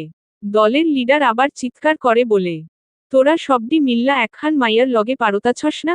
হোক গলে একলগে হামলা কর উজবুকের দল। একলা গেলে পারবি কেমনে? নোভার মনে এইবার একটু ভয় জেকে বসছ। লিডারের কথা শুনে সবাই এবার একসাথে নোভার উপর আক্রমণ করে। নোভা আর পেরে উঠে না। যতই হোক সে একজন মেয়ে। এতগুলো শক্তিশালী লোকের সাথে সে পেরে উঠবে না। তবুও নোভা হার মানে না। সে নিজের শেষটুকু দিয়ে চেষ্টা করে। নোভা এবার আর না পেরে পালাতে চেষ্টা করে। তখনই একটা লোক নোভার পিঠ বরাবর ছুরি ঢুকিয়ে। নোভার মনে এইবার একটু ভয় জেকে বসছ। লিডারের কথা শুনে সবাই এবার একসাথে নোভার উপর আক্রমণ করে। নোভা আর পেরে উঠে না। যতই হোক সে একজন মেয়ে। এতগুলো শক্তিশালী লোকের সাথে সে পেরে উঠবে না। তবুও নোভা হার মানে না। সে নিজের শেষটুকু দিয়ে চেষ্টা করে। নোভা এবার আর না পেরে পালাতে চেষ্টা করে। তখনই একটা লোক নোভার পিঠ বরাবর ছুরি ঢুকিয়ে দিবে তৎক্ষণাৎ একটি পেশিবহুল পুরুষালী হাত লোকটির হাত শক্ত করে চেপে ধরে। পুরুষটির লোচন রক্তবর্ণ দাড়ি। সে ঘাতক লোকটার দিকে অগ্নি দৃষ্টিতে তাকিয়ে আছে যেন লোকটিকে আগুন দ্বারা গ্রাস করে ফেলবে। নোভা পিছু ফিরে অন্য লোকদের সাথে লড়াই করছিল যার দরুন এই লোকটিকে খেয়াল করেনি। পুরুষটি লোকটির হাত এমনভাবে চেপে ধরে যেন লোকটির হাড়গুড় ভেঙে যাবে। লোকটি পুরুষটির চোখের দিকে তাকাতেই তার কলিজার পানি শুকিয়ে যায়। সে হাতের ব্যথায় কাতরাতে কাতরাতে বলে, ও মা গো, ছাড়, কুত্তা তারা চিহ্ন র বাচ্চা। পুরুষটি ভয়ানক কণ্ঠে উচ্চারণ করে, তোর সাহস কি করে হয় ওকে আঘাত করার চেষ্টা করার? বল, আজ তোর এই হাতি আমি রাখব না। পুরুষটি লোকটির হাত মোচকে দেয়। লোকটি আর্তনাদ করে উঠে। লোকটির চিৎকারে নোভাসহ বাকি লোকগুলো এদিকে তাকায়। সবাই খানিকক্ষণের জন্য চমকায়। নোভা অবাক হয়ে অস্ফুট স্বরে উচ্চারণ করে, আরব। নোভার কথা আরব ঘাড় ঘুরিয়ে পেছনে তাকায়। আরভের মাথায় কালো হেলমেট, শুধু চোখগুলো দেখা যাচ্ছে তার। নোভা আরভের চোখে চোখ রাখতেই তার ভেতর তোলপাড় শুরু হয়। আরভকে তার কাছে ভীষণ অচেনা ঠেকেছে। আরব হাত মুষ্টিবদ্ধ করে আছে। তার হাতের শিরাগুলো ফুটে উঠেছে। আরভকে এখন নোভার কাছে ভয়ঙ্কর ঠেকল। আরভের এরকম রণমূর্তি রূপ সে কখনো দেখেনি। আরব নোভার দিকে তাকিয়ে ওকে পর্যবেক্ষণ করে। নোভার চুলগুলো এলোমেলো হয়ে আছে। হালকা বাতাসে চুলগুলো লক্ষ্যহীনভাবে উড়ছে। তার কপাল থেকে অনবরত রক্ত পড়ছে। হাতের কনুইয়ে রক্তের ছাপ। চোখগুলো অসম্ভব লাল। গালের এক সাইডে ছোট একটা আঘাতের চিহ্ন। শরীরে অজস্র ধুলাবালির বসবাস। হাঁটুর এদিকের প্যান্ট কিছুটা ছিলে গেছে। নোভার এরকম বেহাল দশা দেখে আরভের মাথায় আরো রক্ত চড়ে বসে। সে আবারও লোকটির দিকে তাকায়, যে কিনা নিচে শুয়ে ব্যথায় কাতরাচ্ছে। আরব লোকটির পাশে পড়ে থাকা ছুরিটা হাতে তুলে নেয়। এক মুহূর্ত অপেক্ষা না করে লোকটির বুকে হাঁটু গেড়ে বসে লোকটির ওই হাতে একের পর এক আঘাত করতে থাকে। লোকটি গগন কাঁপানো চিৎকার করতে থাকে অসহ্য যন্ত্রণায়। আরব লোকটিকে এলোপাথারি কুপাতে কুপাতে ভয়ানক স্বরে ফিসফিসিয়ে বলে, ওকে টাচ করার সাহস তোদের কিভাবে হয়? যেখানে আমি ওকে টাচ করার জন্য পারমিশন লাগে সেখানে তোরা ওর অনুমতি ব্যতীত ওকে টাচ করেছিস। This is so bad manners. Now all you have to pay for this. শেষের কথাগুলো আরব বাঁকা হেসে বলে। আরব ফিসফিসিয়ে কথাগুলো বলায় লোকটি ছাড়া আর কেউ শুনতে পায় না। নোভা স্থির হয়ে এখনো দাঁড়িয়ে আছে। সে কি করবে বুঝে উঠতে পারে না। দলের বাকি লোকগুলো একসাথে মিলে আরভকে ওই লোকটির উপর থেকে সরিয়ে আনে। আরব এক ঝটকায় সব লোকগুলোর ফেলে দেয়। এদের মধ্যে একজন বলে, মেয়েটার সাথে ছেলেটাকেও শেষ করে দে। সবাই একসাথে ঝাঁপিয়ে পড়ে আরভের উপর। আরব এলোপাথারি এক একটাকে মারতে থাকে। এরই মাঝে একটি লোক আবারও নোভাকে আঘাত করতে নিলে নোভা কিছু করার আগেই আরব লোকটির ঘাড় বরাবর ছুরি দিয়ে আঘাত করে। লোকটি সেখানেই পড়ে যায়। নোভা দু পা পিছিয়ে যায়। বাকি লোকগুলো এবার ওদের দুজনের দিকেই এগিয়ে আসে। আরব তার হাতের ছুরি দ্বারা যাকে যেভাবে পারছে আঘাত করছে। আর নোভা তার হাত পা দ্বারা লড়াই করছে। মারতে মারতে নোভা আরভের উদ্দেশ্যে বলে, তুমি এখানে কেন এলে, আরব? চলে যাও, প্লিজ। আরব এতক্ষণে প্রতিটা লোককে মেরে শুইয়ে দিয়েছে। বাকি আছে একটা যে নোভার সাথে লড়াই করছে। আরব এগিয়ে গিয়ে সেই লোকটার বুক বরাবর ছুরি বসিয়ে দেয়। সাথে সাথে লোকটি লুটিয়ে পড়ে। আরব রক্তমাখা ছুরিটা ছুঁড়ে জঙ্গলের ভেতর ফেলে দেয়। আরভের মুখে রক্তের ফোঁটা। আরভের গায়ের শুভ্র শার্টের ক্যানভাসে তাজা রক্তের গাঢ় লাল ছোপ। আরব হেলমেট খুলে সেটা হাতে নিয়ে নোভার দিকে এগিয়ে আসে। এরপর আরব নির্বিকার ভঙ্গিতে কপাল থেকে রক্তের একটি ক্ষুদ্র কণা আলতো করে মুছে নেয়। তার দৃষ্টি নিবদ্ধ হয় সম্মুখে দাঁড়ানো নোভার উপর। আরভের শান্ত অথচ হিমশীতল কণ্ঠস্বরে বেজে ওঠে, জনবিরল এই রাস্তায় তুমি একা কি করছিলে? আরভের কণ্ঠস্বর যদিও শান্ত, তবুও এর শীতলতা নোভার শিরদাঁড়া বেয়ে এক অজানা কম্পন সৃষ্টি করে। নোভা তবুও নিশ্চল মূর্তির মতো দাঁড়িয়ে। তাকে এমন নিশ্চুপ দেখে আরভের ধৈর্যের বাঁধ ভেঙে যায়। ক্রোধের স্ফুলিঙ্গে ফেটে পড়ে গর্জে উঠে বলে, answer me, damn it. Nova কথা বলতে গিয়েও যেন কোথায় হোঁচট খায়, তার কণ্ঠস্বর থমকে যায়।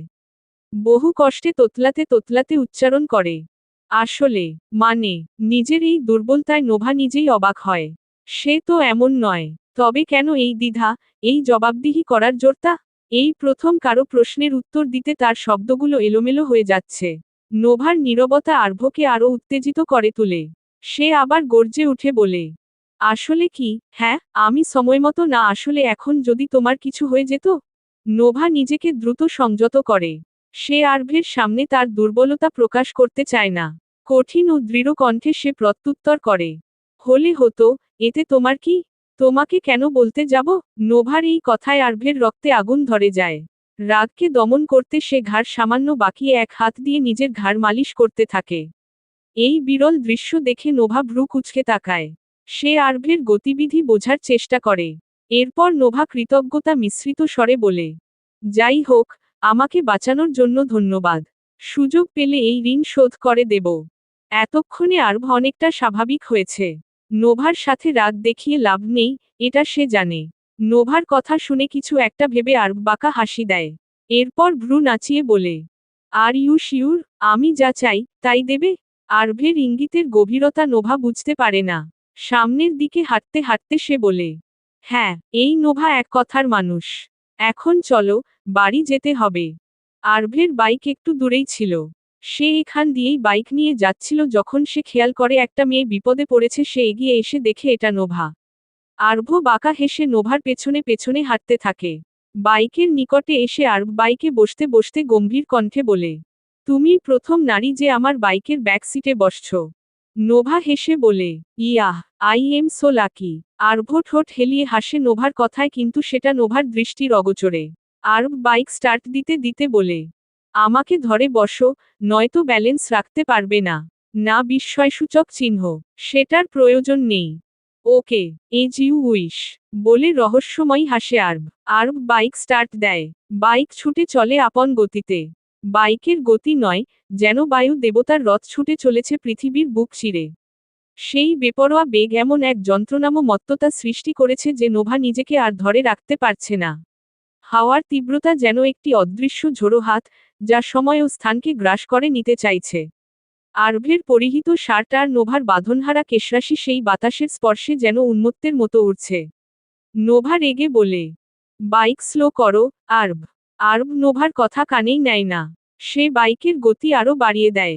অনিবার্য পতন থেকে বাঁচতে নোভা তখন অসহায় হয়ে শক্ত করে আরভকে জড়িয়ে ধরে। নোভার হাতের স্পর্শ, যা ছিল উষ্ণ, অপ্রত্যাশিত এবং বিদ্যুৎবাহী, আরভের শিরায় শিরায় আগুন আর বরফের এক যুগলবন্দি সৃষ্টি করে। তার সর্বাঙ্গে খেলে যায় এক দুরন্ত শিহরণ। হেলমেটের কাচের আড়ালে তার ঠোঁটে প্রচ্ছন্ন হয় এক তির্যক বিজয়ীর হাসি।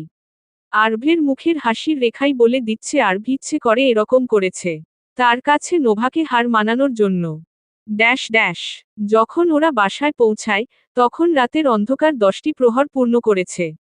হলরুমে পা রাখতেই তারা দেখতে পায় এক নীরব সভার দৃশ্য। যেন এক নাটকের যবনিকাপতনের অপেক্ষায় উৎকণ্ঠিত দর্শকবৃন্দ। দেখেই মনে হচ্ছে এই সভার কেন্দ্রবিন্দু তারাই। তাদের প্রবেশমাত্রেই সবার প্রতীক্ষার বাঁধ ভাঙে। আরভের আর নোভার সাথে সবার চোখাচোখি হতেই সবাই স্থির হয়ে যায়। নোভার কপালে সাদা ব্যান্ডেজ আর আরভের শার্টে শুকিয়ে যাওয়া রক্তের কালচে দাগ দেখে উপস্থিত সবার মুখমণ্ডলে এক হিমশীতল আতঙ্ক নেমে আসে।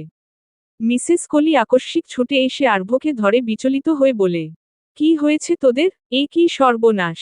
মিয়াসার বুক কেঁপে উঠে বোনের এই অবস্থা দেখে। সে নোভাকে জড়িয়ে ধরে কেঁদে উঠে। আপু, তোমার মাথায় এমন আঘাত! বলো, কি হয়েছে তোমার? সবাই একের পর এক প্রশ্নে জর্জরিত করতে থাকে ওদের। আরব সেসবের কোনো উত্তর দেয় না। কারো প্রশ্নেই তার ভাবান্তর নেই। তার যেন যায় আসে না কারো এত উদ্বিগ্নতা দেখে। নোভা আরভের দিকে তাকিয়ে নাকমুখ কুঁচকে মনে মনে বলে, কি পরিমাণের পাথর হলে এতগুলো মানুষ ওর জন্য চিন্তা করছে আর একটা জবাবও দিচ্ছে না। আরভ আর অপেক্ষা না করে প্রশ্নের তীব্র স্রোতকে উপেক্ষা করে, এক অব্যক্ত ভারের মতো সিঁড়ি বেয়ে উপরে উঠতে শুরু করে। নোভা মিয়াসাকে শান্ত হওয়ার আশ্বাস দেয়। আমি ভালো আছি, মিয়াসা। তোমরা কেউ দুশ্চিন্তার করো না। নোভার কথায় সবাই কিছুটা স্বস্তি পায়, যদিও তারা বুঝতে পারে না ওদের এই অবস্থা হলো কিভাবে। সবার প্রশ্নের উত্তর দিয়ে সবাইকে একপাশে সরিয়ে নোভাও যখন সেই সিঁড়িপথ ধরে, ঠিক তখনই মিস্টার আমিরের গম্ভীর মেঘের মতো কণ্ঠস্বর হলঘরে নেমে আসে। তোমরা দুজন কি তবে পথে মারামারি করে এসেছ? অপ্রত্যাশিত অপবাদে আরভ এবং নোভা উভয়ই থমকে যায়। একযোগে অবিশ্বাস্য কণ্ঠে চেঁচিয়ে বলে, হোয়াট? মিস্টার আমিরের ধারণাকে সমর্থন করে মিসেস জমিলা বলেন, আমির ভাই তো ঠিক কথাই কইছে। তোরা তো দুজনে সাপ নেউলের সম্পর্ক। কি জানি, হয়তো সেই বিদ্বেষেই এমন মারামারিটা লাগাইয়া আসছস। মিস্টার জমিলা আঞ্চলিক ভাষা আর বইয়ের ভাষা মিলিয়ে মাঝে মাঝে কথা বলে। মিস্টার আইমান তাদের এই ধারণায় যুক্তি যোগ করে বলে, হ্যাঁ, নোভার মাথায় আঘাত, আর আরভের জামায় রক্ত। এর চেয়ে স্পষ্ট প্রমাণ আর কি হতে পারে? তাদের এই উদ্ভট ভাবনায় নোভা তীব্র বিতৃষ্ণায় নাক কুঁচকে বলে, সিরিয়াসলি, তোমরা আমাদের এতই নিচে নামিয়ে দিলে যে ভাবছ আমরা এখন শিশুদের মতো হাতাহাতি করব? মিসেস কলি এবার কণ্ঠে তীব্র তিক্ততা ঢেলে বলেন, না ভাবার কারণ কি? তোদের কলহ তো আমাদের কানে আসে। কালকের কাণ্ডের পর তোদের উপর আমার আর বিশ্বাস নেই। তোরা তো একে অন্যকে খুন করতেও পিছুপা হবি না। আরভ এক চাপা ক্ষোভে বিড়বিড় করে বলে, তারা চিহ্ন। কথাটা বলে কিছু বলে দ্রুত উপরে উঠে যায়। নোভা মনে মনে নিজের কপাল চাপড়ায়। এরপর সেও সবারিকে একরাশ কৌতূহলে রেখে তিনতলার পথে এগোয়। রিভ নীরবে তার অনুসরণ করে। রিভ আরেকটু আগেই অফিস থেকে ফিরেছে। এসে এইসব দেখে সে আর তাদের মাঝে কথা বলে না। কারণ সে আন্দাজ করতে পারে কি হতে পারে। মিস্টার আজানও চুপচাপ সবার কাণ্ড দেখে। সে জানে আরভকে কিছু বলেও লাভ নেই। ছেলেটার এরকম হওয়ার পিছনে তো সেই দায়ী। মিস্টার আজানের নির্লিপ্ততা দেখে মিসেস কলি তাকে কতক্ষণ বকেন। এরপর সবাই ড্রয়িং রুম ত্যাগ করে। Dash dash. পরের দিন সকালের টেবিলে, যখন দিনের আলো ফুটছে, তখন পরিবেশ শীতল ও ভারাক্রান্ত। নোভা আর রিভ নেই খাবার টেবিলে, তারা ভোরের আলো ফোটার আগেই কর্মক্ষেত্রে যাত্রা করেছে। সবাই নিজের মতো করে খাচ্ছে। মিস্টার আমির নীরবতা ভেঙে মিস্টার আজানের দিকে দৃষ্টি নিবন্ধ করে বলে, আরভ আর মিয়াসার বাগদানের ব্যাপারে এবার কি সিদ্ধান্ত নিলে? মিস্টার আজান নীরব থাকে। তার চোখে এক অতলের নির্লিপ্ততা। সে নীরবে আহার করতে থাকে। মিস্টার আইমান তার এই ঔদাসীন্য দেখে বিরক্ত হয়ে বলে, আগে তো তুই এই বিয়ে নিয়েই এত আগ্রহী ছিলি, এখন এত চুপ কেন? আমির কথা বলছে, উত্তর দে। মিস্টার আজান শুধু হুম বলে নিজের ভাবলেশীনতা বজায় রাখেন। এরপর সব আবার শান্ত হয়ে যায়। কিন্তু সেই শান্ত পরিবেশে সহসা এক তীক্ষ্ণ ছুরির ফলার মতো আরবের কণ্ঠস্বর কক্ষকে বিদীর্ণ করে তোলে। আরব গম্ভীর অথচ শীতল কণ্ঠে বলে, আমি এই বিয়ে করতে পারবো না। মিয়াসা এই ভয়টাই করছিল এতক্ষণ। তার প্রেমে গড়া কাচের প্রাসাদ বুঝি ভেঙে পড়ল। আরবের কথায় তার মনে ভেসে ওঠে সেদিন হাসপাতালের সেই মুহূর্ত। সেদিন হসপিটালে আরবের পিছন পিছন যেতেই আরব হঠাৎ ঘুরে দাঁড়ায়, তার চোখে মিয়াসার জন্য ফুটে উঠে এক শীতল উপেক্ষা। মিয়াসা চমকে যায় হঠাৎ আরব পেছনে ফেরায়। আরব কোন ভনিতা না করে সরাসরি বলে, আমার অনুসরণ করো না, মিয়াসা। আমার কাউকে প্রয়োজন নেই। আর আমি এখন বিবাহ নামক বন্ধনে জড়াতে চাই না। I hate this word. মিয়াসার চোখে জল চিকচিক করে ওঠে। কান্না জড়ানো কণ্ঠে সে বলে, আমার মধ্যে কিসের এত অভাব, আরব? আরব এক দীর্ঘ আর ক্লান্ত নিঃশ্বাস ফেলে বলে, লিসেন মিয়াসা, তোমার কোনো ত্রুটি নেই। তুমি সর্বগুণে পূর্ণ। কিন্তু আমি বিয়ে নামক শব্দটার প্রতিই বীতশ্রদ্ধ। আমার মা কেবল ব্ল্যাকমেইল করে আমাকে রাজি করিয়েছেন। তুমি যদি বলো যে তুমি বিয়ে চাও না, তবেই এই নাটক শেষ হয়। তারপর আরও শীতল হয়ে বলে, যদি জোর করে এই বিয়ে করো, আমি কখনোই তোমাকে স্ত্রীর অধিকার দিতে পারবো না। I am sorry. কথাটা বলে আরব এক মুহূর্তও না থেমে চলে যায়। একবারও সে মিয়াসার ছলছল চোখের দিকে ফিরে তাকায় না। মিয়াসা সেই চলে যাওয়া পথিকের দিকে তাকিয়ে থাকে নীরব হয়ে। এই স্মৃতিগুলো মিয়াসার মনকে বিষাদ আর প্রতিজ্ঞার মিশ্রণে ভারাক্রান্ত করে তোলে। সেদিনের ঘটনা সে কাউকে কিছু জানায়নি, কারণ সে আরভকে ভালোবাসে এবং বিশ্বাস করে যে তার ভালোবাসাই একদিন আরভের মনের বরফ গলাবে। আরভের কথা শুনে মিস্টার আমির নীরব থাকেন। কিন্তু মিসেস কলি ক্রোধে ফেটে পড়ে বলে, বিয়ে করবি না মানে কি? তোকে এই বিয়ে করতেই হবে। আরব এবার রাগে চেয়ার ছেড়ে দাঁড়িয়ে যায়। কণ্ঠে তীব্র প্রতিবাদ এনে বলে, আমি মিয়াসাকে সেই দৃষ্টিতে দেখি না, মম। কেন তুমি এই সামান্য সত্যটা উপলব্ধি করতে পারছো না? মিসেস কলি অনড় হয়ে বলে, তোমাকে বিয়ে করতেই হবে। পছন্দ নেই তো কি হয়েছে? ভালোবাসা একসময় তৈরি হয়ে যাবে। মিস্টার আইমান আবেগের দোহাই দিয়ে বলে, হ্যাঁ, এই বিয়েটা আবশ্যক। অনেক দিন পর আমাদের দুই ভাইয়ের বিচ্ছিন্ন সম্পর্ক জোড়া লেগেছে। এই মিলন ধরে রাখতে হবে। মিস্টার আমির রেগে বলে, আমার নাতনিকে নিয়ে কি তুমি মজা করছো, আরব? একবার যখন বলেছ বিয়ে করবে, অবশ্যই তোমাকে করতে হবে। আমাদের পরিবারের মান সম্মান জড়িয়ে আছে এর সাথে। সবাই জানে তোমার আর মিয়াসার বিয়ে হবে। তোমার এই উদ্ধত্তপনা আমরা মেনে নিব না। তোমাকে বিয়ে করতেই হবে। মিস্টার আইমান বলে, হ্যাঁ, আমাদের কাছে আমার পরিবারের সম্মান আগে। আরব বিস্ময় বলে, গ্র্যান্ডপা, তুমিও এই পারিবারিক রাজনীতির অংশ হচ্ছ? তুমি যে কিনা প্রথমে এই বিয়ের পক্ষে ছিলে না, সেই তুমি আমাকে জোর করছো। মিস্টার আইমান দৃঢ় কণ্ঠে বলে, হ্যাঁ, এখন আমার ভাই আমার পাশে আছে। আমরা দুই ভাই আবার এক হয়েছি। আমাদের সম্পর্ক আর আমরা ভাঙব না। মিসেস কলি শেষবারের মতো ঘোষণা করে বলে, 15 দিন নয়, আগামী 7 দিনের মধ্যেই তোমার আর মিয়াসার বাগদান হবে। সবার কথা শুনে আরব তার রাগকে আর বশে রাখতে পারে না। সামনে থাকা টেবিলে সর্বশক্তি দিয়ে ধাক্কা মেরে সবকিছু মেঝেতে ফেলে দিয়ে গর্জে ওঠে, আমি মিয়াসাকে বিয়ে করব না। আমার উত্তর হলো না। কেউ যদি আমাকে জোর করার সাহস দেখাও, তার ফল শুভ হবে না। তার এই বিস্ফোরণে সবাই চেয়ার ছেড়ে আঁতকে ওঠে। মিস্টার আজান এতক্ষণ শান্ত ছিলেন, এবার তার গভীর গলায় শাসন ঝরে পড়ে। আরব, আরব তার চেয়েও দ্বিগুণ চিৎকার করে বলে, আপনার চিৎকার করার দরকার নেই। আপনার কাছে আমার কোনো কৈফিয়ত দেওয়ার নেই। এই কথা বলেই আরব দ্রুত পদক্ষেপে বাড়ি থেকে বেরিয়ে যায়। পিছন থেকে সবাই তাকে ডাকে, কিন্তু সে কারো আর্তনাদ শুনে না, শুধু বেরিয়ে যায়। মিয়াসার চোখ বেয়ে অনবরত পানি পড়তে থাকে আরভের এরকম ব্যবহারে। সে কি এতটাই খারাপ? মিসেস কলি মিয়াসাকে শান্ত করার চেষ্টা করতে থাকে। মিসেস জমিলা রুম থেকে বেরিয়ে এসে সব জানতে পেরে তিনিও মিয়াসাকে বোঝানোর চেষ্টা করতে থাকে। Dash dash. নোভা অফিসে বসে কর্মের সমুদ্রে নিমগ্ন। রিব নোভার পাশের কেবিনে বসে কাজ করছে। ঠিক তখনই সেখানে বর্ষণের আগমন ঘটে। তাকে দেখে নোভা চোখ তুলে চায়, এরপর সংক্ষিপ্ত প্রশ্ন করে, চিপটা এনেছিস?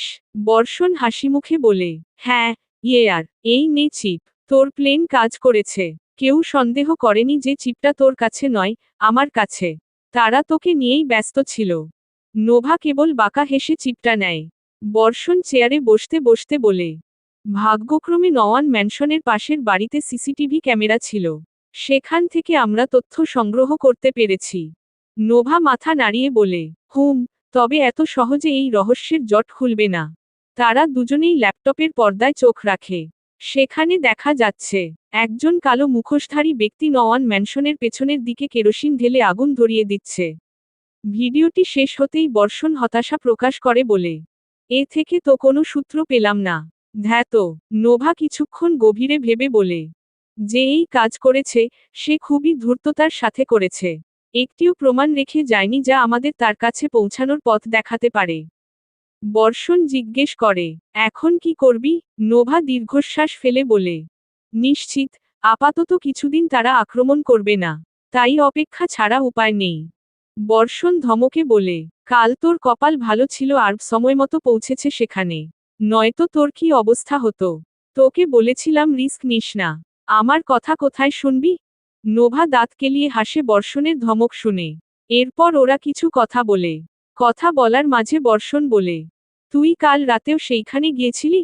নোভা শান্ত কণ্ঠে বলে, তুই তো জানিস সেখানে না গেলে আমার ঘুম হয় না। বর্ষণ উদ্বেগ নিয়ে বলে, কতদিন এভাবে চলবে নোভা? জীবন কি কেবল স্মৃতির ভার বয়ে চলার নাম?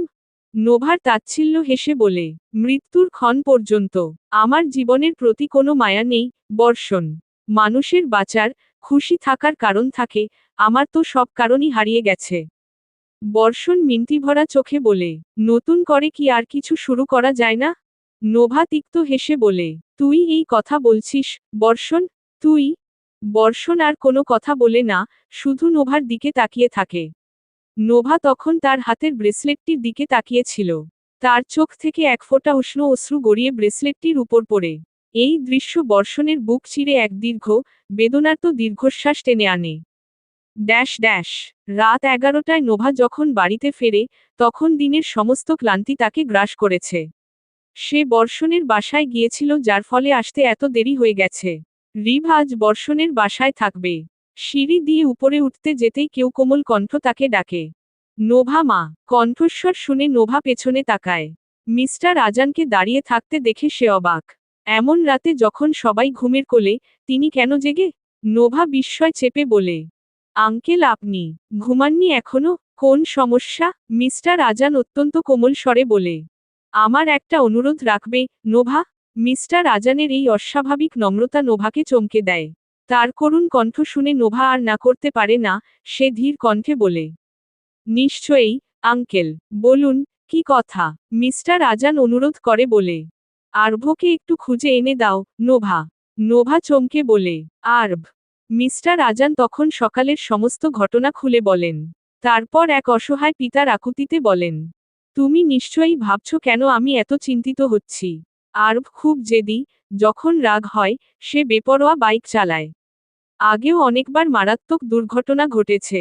আমার কথা সে শোনে না। তার মাও এখন আর তার চিন্তা করছেন না। যতই রাগ দেখাই না কেন, আরভ তো আমার একমাত্র রক্ত। যদি কোনো ভুল কিছু হয়ে যায়। তিনি নোভাকে অনুরোধ করার কারণ ব্যাখ্যা করে বলে, 7 দিনও হয়নি তোমার সাথে আরভের পরিচয়। কিন্তু তুমি আরভকে বুঝতে পারো, তুমি ওকে সামলাতে পারো। তোমার সামনে এলে সে নিজের রাগকে সংযত করার চেষ্টা করে, যা অন্য কারো সামনে করে না। তোমাকে কিছু বলার বা করার আগে সে ভাবে, আমার কথাটা রাখো।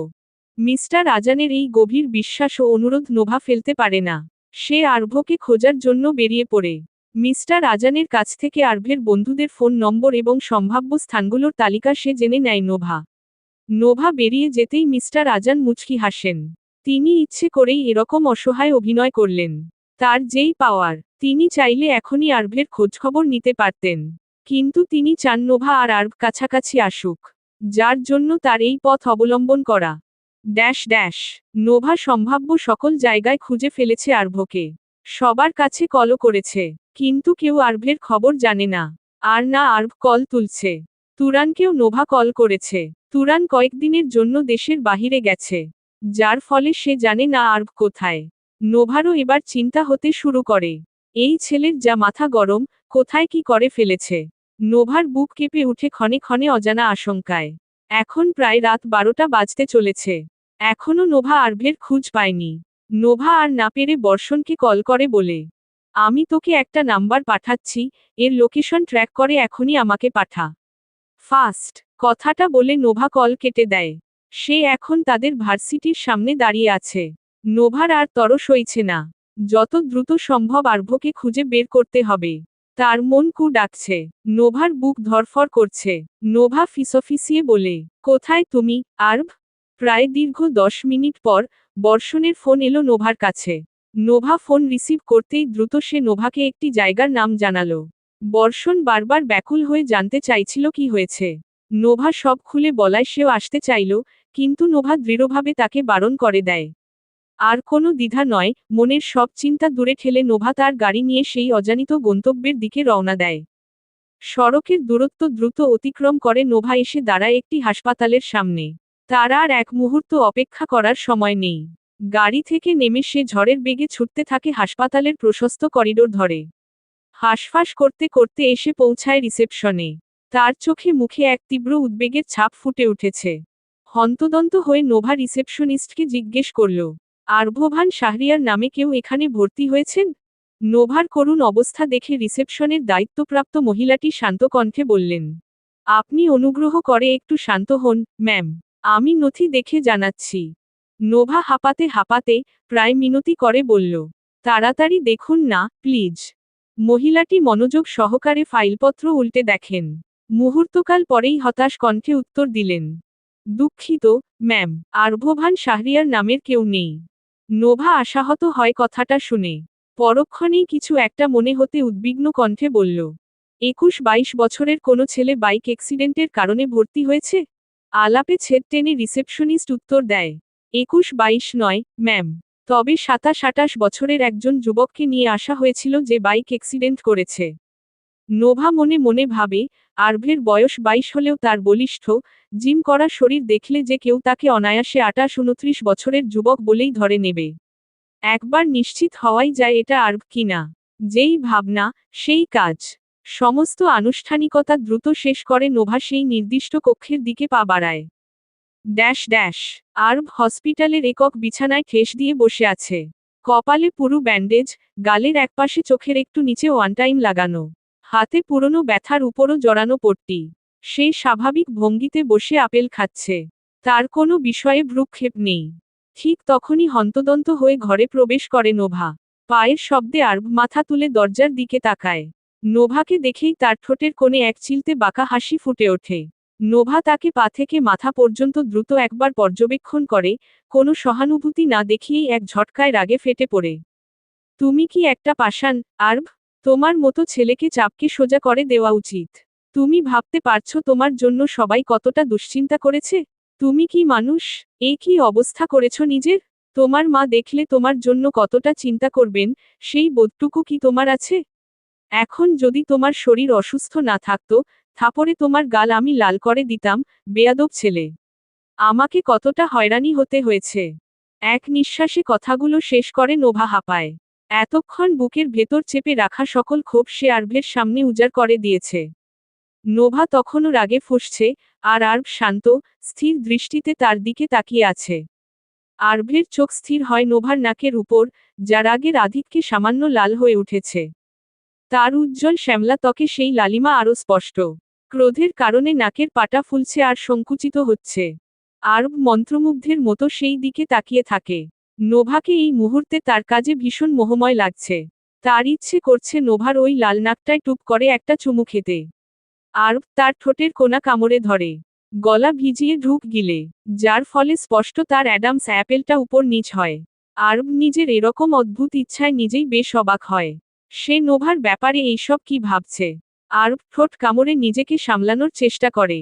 আরভকে এমন চুপচাপ থাকতে দেখে নোভা আরও সামনে এগিয়ে এসে জিজ্ঞাসা করল, কি হলো, মুখে কুলু পেটে বসে আছো কেন? বেয়াদব। নোভার কথায় আরভের ধ্যান ভাঙে।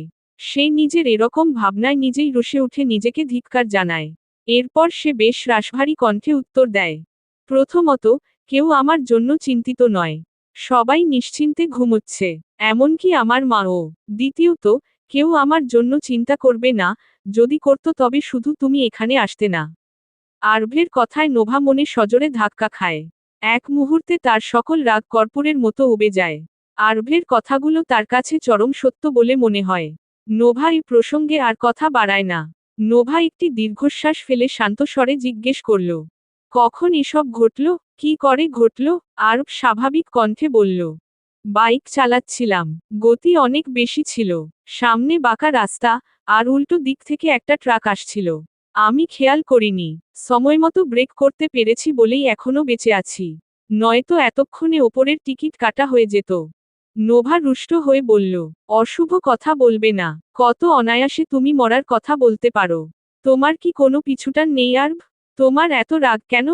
আরব গম্ভীর কণ্ঠে বলে, আমার কোনো পিছুটান নেই। নোভা দীর্ঘ নিঃশ্বাস ফেলে। ঠিক তখনই একজন নার্স ঘরে প্রবেশ করে এবং নোভাকে দেখে জানতে চায়, আপনি উনার কি হন? নোভা শান্ত অথচ দৃঢ় কণ্ঠে জবাব দেয়, বড় বোন। নোভার কথা শুনে নার্সটি কেমন যেন করে তার দিকে তাকায়। চোখ ঘুরিয়ে ঘুরিয়ে নোভাকে দেখতে থাকে। নোভার কথা শুনে আরব সাথে সাথে প্রতিবাদ করে, গম্ভীর কণ্ঠে বলে ওঠে, shut up, you are not my sister. So, keep shut your fucking mouth. Otherwise get out from here. Nova নাক মুখ কুঁচকে রাগী দৃষ্টিতে তাকায় আরভের দিকে, যে কিনা নোভার দিকে শান্ত দৃষ্টিতে তাকিয়ে আছে। নোভা বুঝতে পারে না একটা মানুষ এতটা শান্ত হয়ে ভয়ঙ্কর কাজগুলো কিভাবে করে। নোভা এতদিনে এটা বুঝে গেছে, আরভের দুটি গুণই আছে। রাগে যা কিছু করে ফেলতে পারে, আবার ঠান্ডা মাথার শিকারীও। শিকার বুঝতেও পারবে না কখন তাকে জালে আটকে নিবে। নোভা রাগী গলায় বলল, আমি তোমার বড় বোন, আর তুমি না চাইলেই সেই সম্পর্কটা বদলে যাবে না। নোভার কথায় আরভোর দিকে তীক্ষ্ণ দৃষ্টিতে তাকায়। আরব নিজেও জানে না সে কেন এরকম রিয়েক্ট করে। কিন্তু নোভা তার বড় বোন কথাটা মেনে নিতে তার ভীষণ কষ্ট হয়। শব্দটি শুনলেই যেন তার মাথায় আগুন ধরে যায়। নার্সটি তখন মন্তব্য করেন, আপনাকে দেখে তো ওনার ছোট বোন মনে হচ্ছে, কোনো দিক দিয়ে বড় বোন না। নোভা এবার নার্সের কথায় রেগে ওঠে, চুপ করুন, আপনি যান এখান থেকে। নোভার রসদীপ্ত চাহনি দেখে নার্সটি আর কোনো বাক্য ব্যয় না করে নীরবে কক্ষ ত্যাগ করল। নোভার সেই তীব্র রাগ দেখেও আরভের ভ্রুক্ষেপ নেই। সে বেডের ওপর আয়েশ করে হেলান দিয়ে বসল এবং তাচ্ছিল্যের সুরে বলল, নার্সের সাথে রাগ দেখিয়ে কি লাভ? ছোটকে ছোটই বলবে। ব্যাস, আর কি? এই মন্তব্য নিয়েই যেন বারুদে আগুন পড়ল। শুরু হয়ে গেল দুজনের সেই চিরচেনা বাদানুবাদ। আরভের এই ঝগড়া যেন ভালোই লাগে। নোভাকে সাধারণত সহজে রাগান্বিত হতে দেখা যায় না। সে সবার সাথে শান্ত ও সৌম্য স্বরে কথা বলে। আরভের মতো তার মেজাজ কখনোই সপ্তমে চড়ে না। কিন্তু শুধুমাত্র আরভের সঙ্গেই নোভার ব্যবহার অন্য সবার চেয়ে আলাদা হয়ে যায়, আর এই ভিন্নতাই যেন আরভকে নোভার প্রতি আরও বেশি আকৃষ্ট করে। আরভের কাছে নোভা তার সাথে যেভাবে আচরণ করে, সেটাই যেন তার আসল রূপ মনে হয়। তর্কের এক ফাঁকে নোভা গম্ভীর কণ্ঠে জিজ্ঞেস করল, তোমার ডিসচার্জ কখন হবে? আরব শান্তস্বরে উত্তর দিল, সকালে। নোভা এবার বিরক্তি নিয়ে বলল, তাহলে সারারাত আমি এখানে কি করব? আরভের উত্তরটি ছিল সরল ও সরাসরি, ইউ ক্যান গো। নোভা আর কিছু বলল না। সে মনে মনে ঠিক করে ফেলল, সে এখানেই থাকবে। আরভকে একা ফেলে যাওয়া তার ঠিক মনে হয় না। অদ্ভুত এক মনস্তাত্ত্বিক টানাপোড়েনের মধ্য দিয়ে যাচ্ছে নোভা। আরভের প্রতি তার এই অতি মনোযোগ আর অতিরিক্ত খেয়াল দেখে সে নিজেই বারবার বিস্মিত হচ্ছে। এত বছর পর কারো জন্য নিজের এমন বিচলিত হওয়া নোভাকে দ্বিধায় ফেলছে। কিন্তু সে মিস্টার আজানকে কথা দিয়েছে যে সে আরভকে খুঁজে বের করবে, তাই এখন তার আরভের পাশেই থাকা উচিত। আরভের এরকম অগ্নি দৃষ্টি দেখে নোভা এবং বর্ষণ তৎক্ষণাৎ একে অপরের দিকে তর্জনী তাক করে বলল, ও করেছে। আরব জ্বলন্ত দৃষ্টিতে নোভার দিকে তাকিয়ে গর্জে ওঠে, শাট আপ। ঠিক সেই মুহূর্তে মিয়াসা, তুরান আর মিসেস জেসমিন সেখানে আবির্ভূত হন। মিসেস জেসমিন আরভের পোশাকের অবস্থা দেখেই বুঝে যান কি ঘটেছে। তিনি নোভা আর বর্ষণের দিকে কটমট করে তাকিয়ে রাগত স্বরে বললেন, তোদের বলেছিলাম ছেলেমানুষি করিস না, দিলে তো ছেলেটার পোশাকটা নষ্ট করে। নোভা আর বর্ষণ নিচু মুখে দাঁড়িয়ে মিসেস জেসমিনের তিরস্কার শুনতে থাকে। আর চোখে একে অপরের দিকে রুষ্ট দৃষ্টি বিনিময় করে। মিসেস জেসমিনের সামনে বর্ষণ আর নোভা এখনও যেন সেই ছেলেবেলাতেই আটকে থাকা শিশু। তার উপস্থিতিতে তাদের আর পরিপক্কতার মুখোশ পরতে হয় না, অনায়াসে ছেলেমানুষি করা যায়। সবার জীবনেই এমন কিছু মানুষ থাকে, যাদের সামনে বড় সাজার প্রয়োজন পড়ে না। মিয়াসা আরভের কাছে এগিয়ে যেতে যেতে বলল, আরভ, শার্টটা ওয়াশ করে নাও। তুরান একটু ভেবে বলল, কিন্তু শার্টের কালার সাদা, পরিষ্কার করলেও দাগ রয়েই যাবে। মিসেস জেসমিন কঠিন কণ্ঠে বাধা দিয়ে বললেন, নোভা, আরভকে তোমার ঘরে নিয়ে যাও। ওর জামা বদলানোর ব্যবস্থা করো। নোভা সম্মতি জানিয়ে আরভকে নিয়ে তার নির্দিষ্ট কক্ষে প্রবেশ করে। আরভের চোখে মুখে তখনও রাগের কাঠিন্য। মিসেস জেসমিনকে দেখে সে কেবল নিজের ক্রোধ দমন করেছে। নোভা আরভকে নিয়ে একটি ঘরে আসে। এরপর পেছনে ফিরে আলমারি খুলে কিছু খুঁজতে থাকে, তারপর আরভের দিকে তাকিয়ে কিছু বলতে যাবে, কিন্তু এক অপ্রত্যাশিত দৃশ্য দেখে নোভা চোখ বন্ধ করে প্রায় চিৎকার করে উঠল। কি করছো, বেয়াদব? আরভ তখন তার গায়ের শার্টটি খুলছিল। সে নোভার কথায় কান না দিয়ে একটানে শার্টটি খুলে মেঝেতে ছুঁড়ে মারল। শার্ট খোলার সঙ্গে সঙ্গেই উন্মোচিত হল আরভের উন্মুক্ত শুভ্র দেহ। সুঠাম সিক্স প্যাক অ্যাবস এবং বক্ষে লোমের বুনন। নোভা তখনও চোখ শক্ত করে বন্ধ করে রেখেছে। নোভার এই অবস্থা দেখে আরভের ঠোঁটে বাঁকা হাসি ফুটল। তার মাথায় দুষ্টু বুদ্ধি চাপল। সে ধীর পায়ে নোভার দিকে এগিয়ে যেতে লাগল। নিজের মুখের ওপর কারো উষ্ণ নিঃশ্বাস অনুভব হতেই নোভা দ্রুত চোখ খুলে তাকায়। আরভকে ঠিক নিজের সামনে দাঁড়িয়ে থাকতে দেখে সে হকচকিয়ে পিছিয়ে যেতে নিলে তার পা পিছলে যায়। পতনোন্মুখ নোভাকে তৎক্ষণাৎ আরভ তার বাহুতে আটকে ফেলে। ফলস্বরূপ আরভ নোভার ওপর ঝুঁকে পড়ে।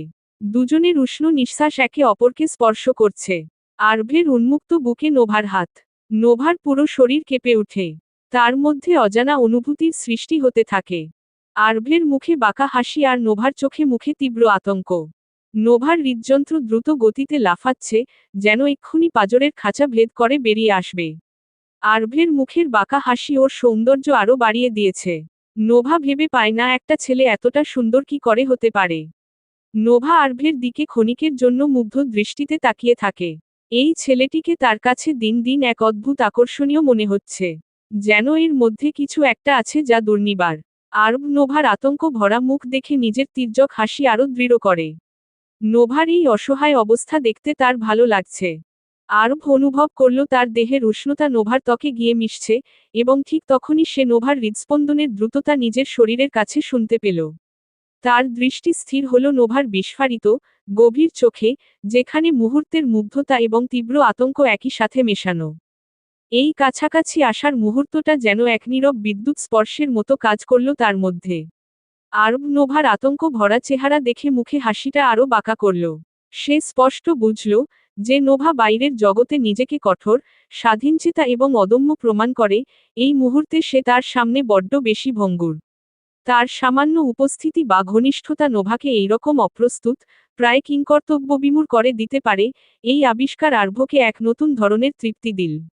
আরভ ভাবল, নোভা সবসময় সবার চোখে চোখ রেখে কথা বলে, কারো সামনে মাথা নোয়ায় না। অথচ আরভ সামান্য কাছে আসতেই ওর সব দৃঢ়তা উবে গেল। ব্যাপারটা আরভের কাছে ভালো লাগল। আরভের ইচ্ছে হলো এই মুহূর্তে নোভাকে অধিক দুর্বলতার অতলে ডুবিয়ে দিতে। তার স্পর্শে নোভাকে নুইয়ে দিতে। আরভের চোখে মুখে ফুটে ওঠা তৃপ্তির দীপ্তি দেখে নোভা যেন এক অজানা মোহে আচ্ছন্ন হল। তার অন্তঃস্থলে জেগে উঠল এক অসহায় আত্মসমর্পণ। কিন্তু সহসা তার সুপ্ত অনুভূতি সজাগ হয়ে উঠল। বিদ্যুৎ ঝলকের ন্যায় নোভা আরভের উন্মুক্ত বক্ষে এক প্রচণ্ড ধাক্কা দিয়ে তাকে দূরে সরিয়ে দিল, এবং দ্রুত নিজেকে সংযত করে নিল। আকস্মাৎ ধাক্কায় আরভ 2 কদম পিছিয়ে গেল। নোভার সর্বাঙ্গে বিস্ময়ের শিহরণ বয়ে যাচ্ছে। কোনো পুরুষের সান্নিধ্যে এসে তার হৃদস্পন্দন এমন উদ্দাম তাণ্ডব সৃষ্টি করতে পারে, তা নোভা পূর্বে কখনো ভাবেনি। সূক্ষ্ম শ্বেদবিন্দু তার তনু বেয়ে গড়িয়ে পড়ছে। নোভার মন ভরে উঠল এক তীব্র আত্মধিক্কারে। অন্য এক পুরুষের নৈকটে তার এমন বিচলিত অনুভূতি কেন হবে? তাও আবার তার থেকে বয়সে কনিষ্ঠ এক যুবকের কাছে। নোভা কি তবে তার সবকিছু বিসর্জন দিয়ে এমন নিম্নগামী হয়েছে? সে কি দুর্বলতার জালে আবদ্ধ হয়ে পড়ছে?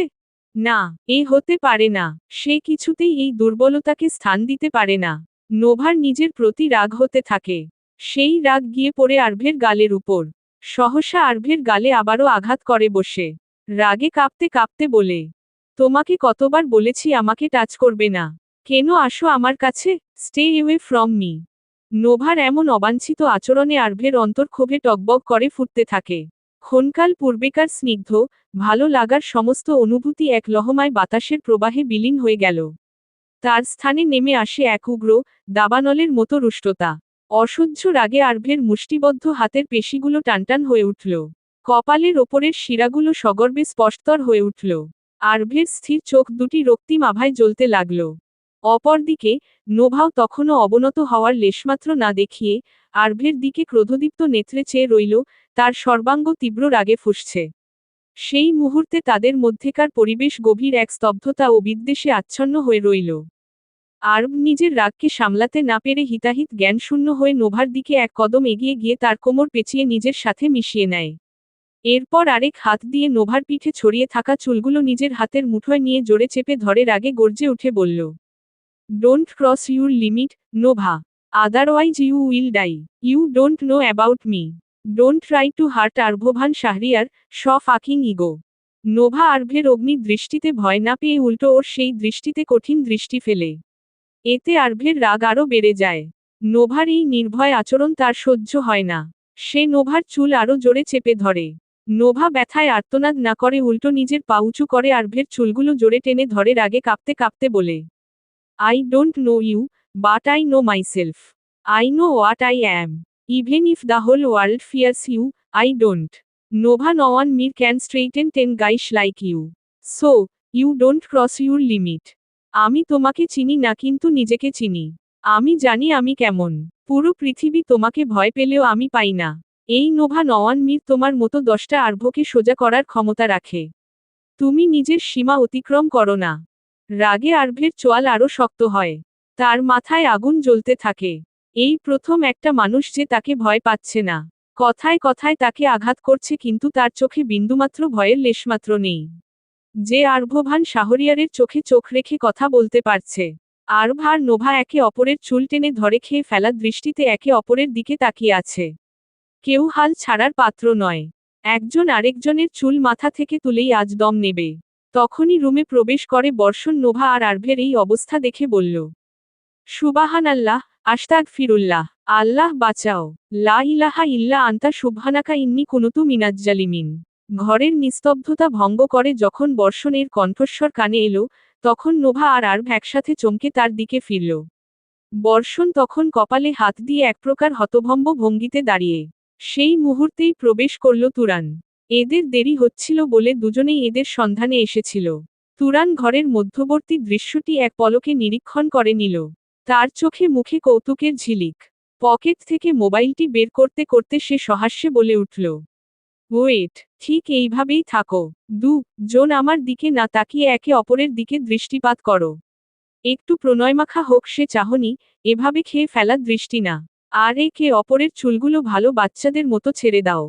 কথা শেষ না হতেই সে দ্রুত কয়েকটি চিত্র ধারণ করে নিল মোবাইলে। বর্ষণ আর তুরানকে দেখতে পেয়ে আরভ এবং নোভা তৎক্ষণাৎ একে অপরের চুল ছেড়ে নিজেদের সামলে নিয়ে সোজা হয়ে দাঁড়াল। আরভ কণ্ঠে গাম্ভীর্যের প্রগাঢ়তা এনে বলল, ডিলিট দ্য ফটো, তুরান। বর্ষণ আরভের কথায় কর্ণপাত না করে তুরানের দিকে ফিরে বলল, ছবিগুলো আমার হোয়াটসঅ্যাপে পাঠিয়ে দিস, তুরান। পরে কাজে লাগবে। চোখ টিপ মেরে বলে বর্ষণ।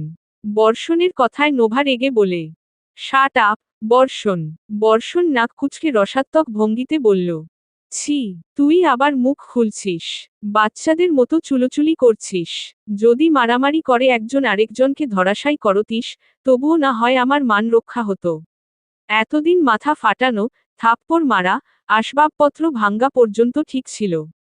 শেষ পর্যন্ত চুলোচুলি। ছে, লোকে এ কথা জানলে কি বলবে? নোভা কটমট দৃষ্টিতে বর্ষণের দিকে তাকিয়ে বলল, বর্ষণের বাচ্চা। এদিকে তুরানের নজর পড়ল আরভের অনাবৃত ঊর্ধ্বাঙ্গে। সে রসিকতার সুরে বলল, তোর শার্ট কোথায়? আরভ, শার্ট খুলে চুলোচুলি হচ্ছে। আগে জানতাম মানুষ শার্ট খুলে রোমাঞ্চ করে, তোমাদের দেখে বুঝলাম চুলোচুলিও করে। আরভ বিরক্তিতে ভ্রু কুঁচকে বলল, what kind of language this is? চুলোচুলি। নোভা মুখ বেঁকিয়ে তাচ্ছিল্যের হাসি হাসল। ইসস, চুলোচুলি, অর্থ জানেন না। এলেন আমার নবাবজাদা। আরভ এবার ক্রুদ্ধ দৃষ্টিতে নোভার দিকে তাকালো।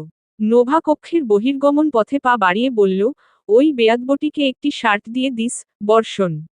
আর তুরান, ওকে, চুলোচুলি, অর্থ বুঝিয়ে দিও।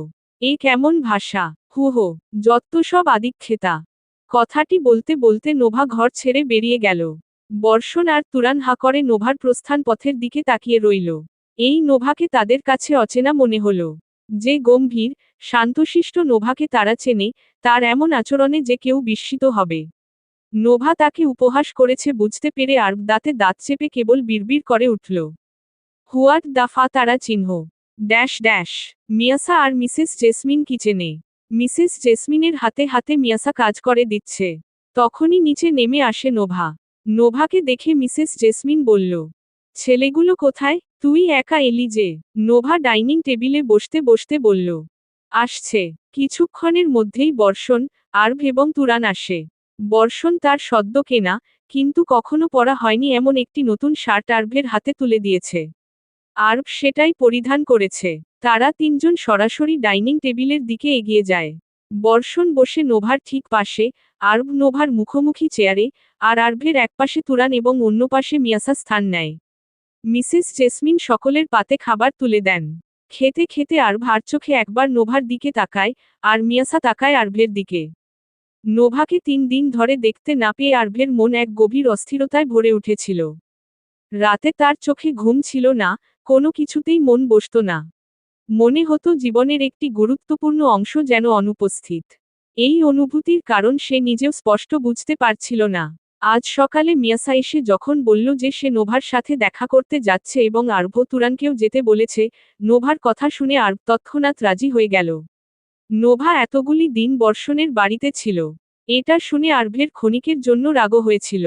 তবে সে দ্রুত নিজেকে সামলে নেয়। নোভাকে শুধু এক ঝলক দেখেই তার মনে এক অনির্বচনীয় প্রশান্তি নেমে এসেছে। তার সাথে কি হচ্ছে সেটা সে নিজেও বুঝতে পারছে না। এ অনুভূতির সাথে আরভ পরিচিত না। সকলের ভোজনের মাঝেই সশব্দে বেজে উঠল নোভার ফোন। নোভা স্ক্রিনের দিকে তাকিয়ে দেখল রিভ কল করেছে। সে কলটি রিসিভ করে রিভের সাথে সংক্ষিপ্ত আলাপ সেরে নেয়। এরপর খাওয়া ছেড়ে উঠতে উঠতে বলল, মিয়াসা, আমি রাতে বাড়ি ফিরব, এখন অফিসে যাচ্ছি। দাদুকে বলে দিস। মিয়াসা মাথা নেড়ে সম্মতি জানালো। মিসেস জেসমিন স্নেহভরে বললেন, আরে, একটু খেয়ে তো যা। নোভা দ্রুত বেরিয়ে যেতে যেতে উত্তর দিল, আমার খাওয়ার সময় নেই, মামুনি। জলখাবার শেষ হলে সকলে প্রস্থান করে। বর্ষণ মিয়াসাকে তার বাসায় পৌঁছে দেয়, আর আরভ তুরান তাদের নিজ নিজ কাজের উদ্দেশ্যে রওনা হয়। Dash dash. পরের দিন সকালে আরভ ড্রয়িং রুমে সোফায় বসে মোবাইলে মনোনিবেশ করেছিল। ঠিক তখনই সিঁড়ি দিয়ে নিচে নেমে আসে নোভা, আর তার পিছু পিছু আসে রিভ। নোভা ফোনে কারো সাথে কথা বলতে বলতে যাচ্ছিল। আরভ শুনে বুঝতে পারল যে সে বর্ষণের সাথে কথা বলছে। নোভা ডাইনিং টেবিলে বসতে বসতে ভ্রু কুঁচকে বলল, কি ব্যাপার, মেরি রোমিও? গোটা একটা দিন তোমার কোনো খবর নেই। কোন মেয়ের সাথে রাত কাটিয়ে এলে? নোভার কথায় অপর পাশ থেকে বর্ষণ করুণ স্বরে উত্তর দেয়, লার কি থি বাড়ি চা, লু, মুঝে ঘাড় পে বুলা। ঘাড় পে বুলাকে ভাই কো, বাপ को भोला। फिर শাবনে মারা, और ইতনা মারা, মে উঠো সাকা না একদিন। নোভার ফোনের সাউন্ড বেশ উঁচু থাকায় আরভ বর্ষণের কথাগুলো স্পষ্ট শুনতে পাচ্ছিল। বর্ষণের বক্তব্য শুনে আরভ বিরক্তি নিয়ে ফোনের দিকে তাকায়। নোভা বিস্মিত হয়ে জিজ্ঞেস করে, হোয়াট, তুই মার খেয়ে এসেছিস? Are you serious, bro? Barshan কান্নার ভান করে বলল, ইয়েস, ব্রো, মেরা সবকুছ লুট লিয়া, মে বরবাদ হুগা। ফুটো কপাল আমার। নোভা রেগে কল কেটে দেয়। এরপর নোভা রিভের দিকে গম্ভীর দৃষ্টিতে তাকিয়ে বলল, কাহিনী কি? বর্ষণ কি বলছে? রিভ আমতা আমতা করে কিছু বলতে যাবে, ঠিক তখনই আরভ এসে নোভার সামনের চেয়ারে বসতে বসতে তাচ্ছিল্যের স্বরে বলল, শুনতে পেলে না, তোমার বেস্ট ফ্রেন্ড ওরফে হবু স্বামী অন্য মেয়ের বাসায় গিয়ে উত্তম মধ্যম খেয়ে এসেছেন। নোভার আরভের কথায় কর্ণপাত না করে রিভের দিকে রাগী চোখে তাকালো। কি হলো, কিছু বলছো না কেন? রিভ জোরসড়ো হয়ে বলল, আসলে ম্যাম, কালকে সকালে বর্ষণ স্যারের 5 নম্বর গার্লফ্রেন্ড তাকে তার বাসায় ডেকেছিল। কিন্তু পরে তার ভাই আর বাবা তাকে ঘর থেকে বের করে দিয়েছে, এটা জানতে পেরে যে বর্ষণ স্যারের আরও গার্লফ্রেন্ড আছে। রিভের কথা শুনে নোভা মাথায় হাত দিয়ে বসে পড়ল। তার জীবনে এমন দৃশ্য দেখতে বাকি ছিল। এরপর রাগে ফেটে গিয়ে বলল, ওই ক্যারেক্টারলেসকে বলে দিও, 7 দিনও যাতে আমার ত্রিসীমানায় না আসে। নিশ্চিত ও আমার আতে খুন হবে। আরভ খেতে খেতে ফিসফিস করে বলল, 7 দিন না, 7 জনমও যাতে তোমার আশেপাশে না আসে। ড্যাশ ড্যাশ বিশ্ববিদ্যালয়ের কোলাহলময় প্রাঙ্গণে পরন্ত বিকেলের স্নিগ্ধ আলোয় একটি বেঞ্চে পাশাপাশি বসে আছে আরভ তুরান। চারপাশের চেনা দৃশ্যের মাঝেও যেন এক অচেনা নিস্তব্ধতা গ্রাস করেছে তাদের কথোপকথনকে। তুরান এক দীর্ঘশ্বাস ফেলে আরভের দিকে তাকিয়ে জিজ্ঞেস করল, মিয়াসার সাথে সব কেন ভেঙে দিলি? এমন নিখুঁত সম্পর্ক হাতছাড়া করলি কেন? আরভের উত্তরটি ছিল শীতল, I don't like girls around me. Turan যেন বিশ্বাস করতে পারছিল না। তার চোখে বিস্ময় ও আক্ষেপ নিয়ে বলল, মিয়াসা তো রূপবতী, কোনো পরীর চেয়ে কম নয়। গুণবতী, বিদুষী, মার্জিত এবং ধনী, এ যুগে এমন সর্বগুণে গুণান্বিতা মেয়ে কোথায় মেলে? কখনো কোনো প্রেমে জোড়ায়নি, এক কথায় পারফেক্ট। আর তুই তাকে ফিরিয়ে দিলি? আরব সামান্যও বিচলিত হল না। স্থির দৃষ্টিতে সামনে তাকিয়ে বলল, first of all, I don't like girls. আর বিবাহ নামক প্রতিষ্ঠানটি আমার কাছে একটি প্রহসন মাত্র। It is a scam for me. Turan তীক্ষ্ণ চোখে আরভের দিকে তাকিয়ে বলল, তোর এই বৈরাগ্য ভাব কবে যাবে আরভ? আরভ কিছু বলে না। হঠাৎ তুরান কিছু একটা ভেবে বলল, তোর কথায় আর আচরণে কোথাও যেন ঘোর অমিল, আরভ। তোর মুখে এক কথা আর কাজে আরেক। আরভ ভ্রু কুঁচকে তুরানের দিকে ফিরল। তুরান দৃঢ় কণ্ঠে বলে চলল, তুই নারীবিদ্বেষী, মেয়েদের দিকে তাকিয়েও দেখিস না। এক কথায় মেয়েদের প্রতি তোর অ্যালার্জি। অথচ সেদিন দুর্ঘটনার সময় সেই নোভা আপুকে তুই বাহুডোরে তুলে নিলি, তাকে আগলে রাখলি। আবার গতকাল মিয়াসার একটি অনুরোধে তুই বর্ষণ ভাইয়ার বাড়িতে যেতে রাজি হলি। গতকাল তোদের ওই অবস্থায় দেখলাম। এতটা কাছাকাছি। ব্যাপারটি কি তবে, বসো?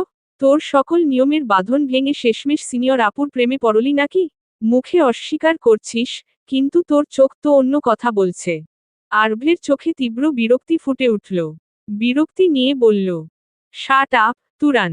I don't like her. She is too much irritating. আমার চোখে চোখ রেখে যারা কথা বলে, সেই উদ্ধত্ত আমি সহ্য করতে পারি না। আর নোভা সেটাই করে। আরভের ধমকে তুরান চুপ হয়ে যায়। কিন্তু তার মনের সন্দেহ এতটুকুও অপসারিত হল না। সে মনে মনে নিশ্চিত হল আরভ নোভার প্রতি দুর্বল, গভীর দুর্বলতা আরভের নোভার প্রতি। কেবল কিন্তু আরভ সেটা মানছে না। ড্যাশ ড্যাশ সন্ধ্যা প্রায় 7টা। বাইরের ব্যস্ত পৃথিবী থেকে অফিসের নিরিবিলি কেবিনটা যেন এক বিচ্ছিন্ন দ্বীপ। টেবিল ল্যাম্পের মৃদু আলোয় সেই দ্বীপের একমাত্র বাসিন্দা নোভা। ল্যাপটপের স্ক্রিনে তার মনোযোগ নিবন্ধ।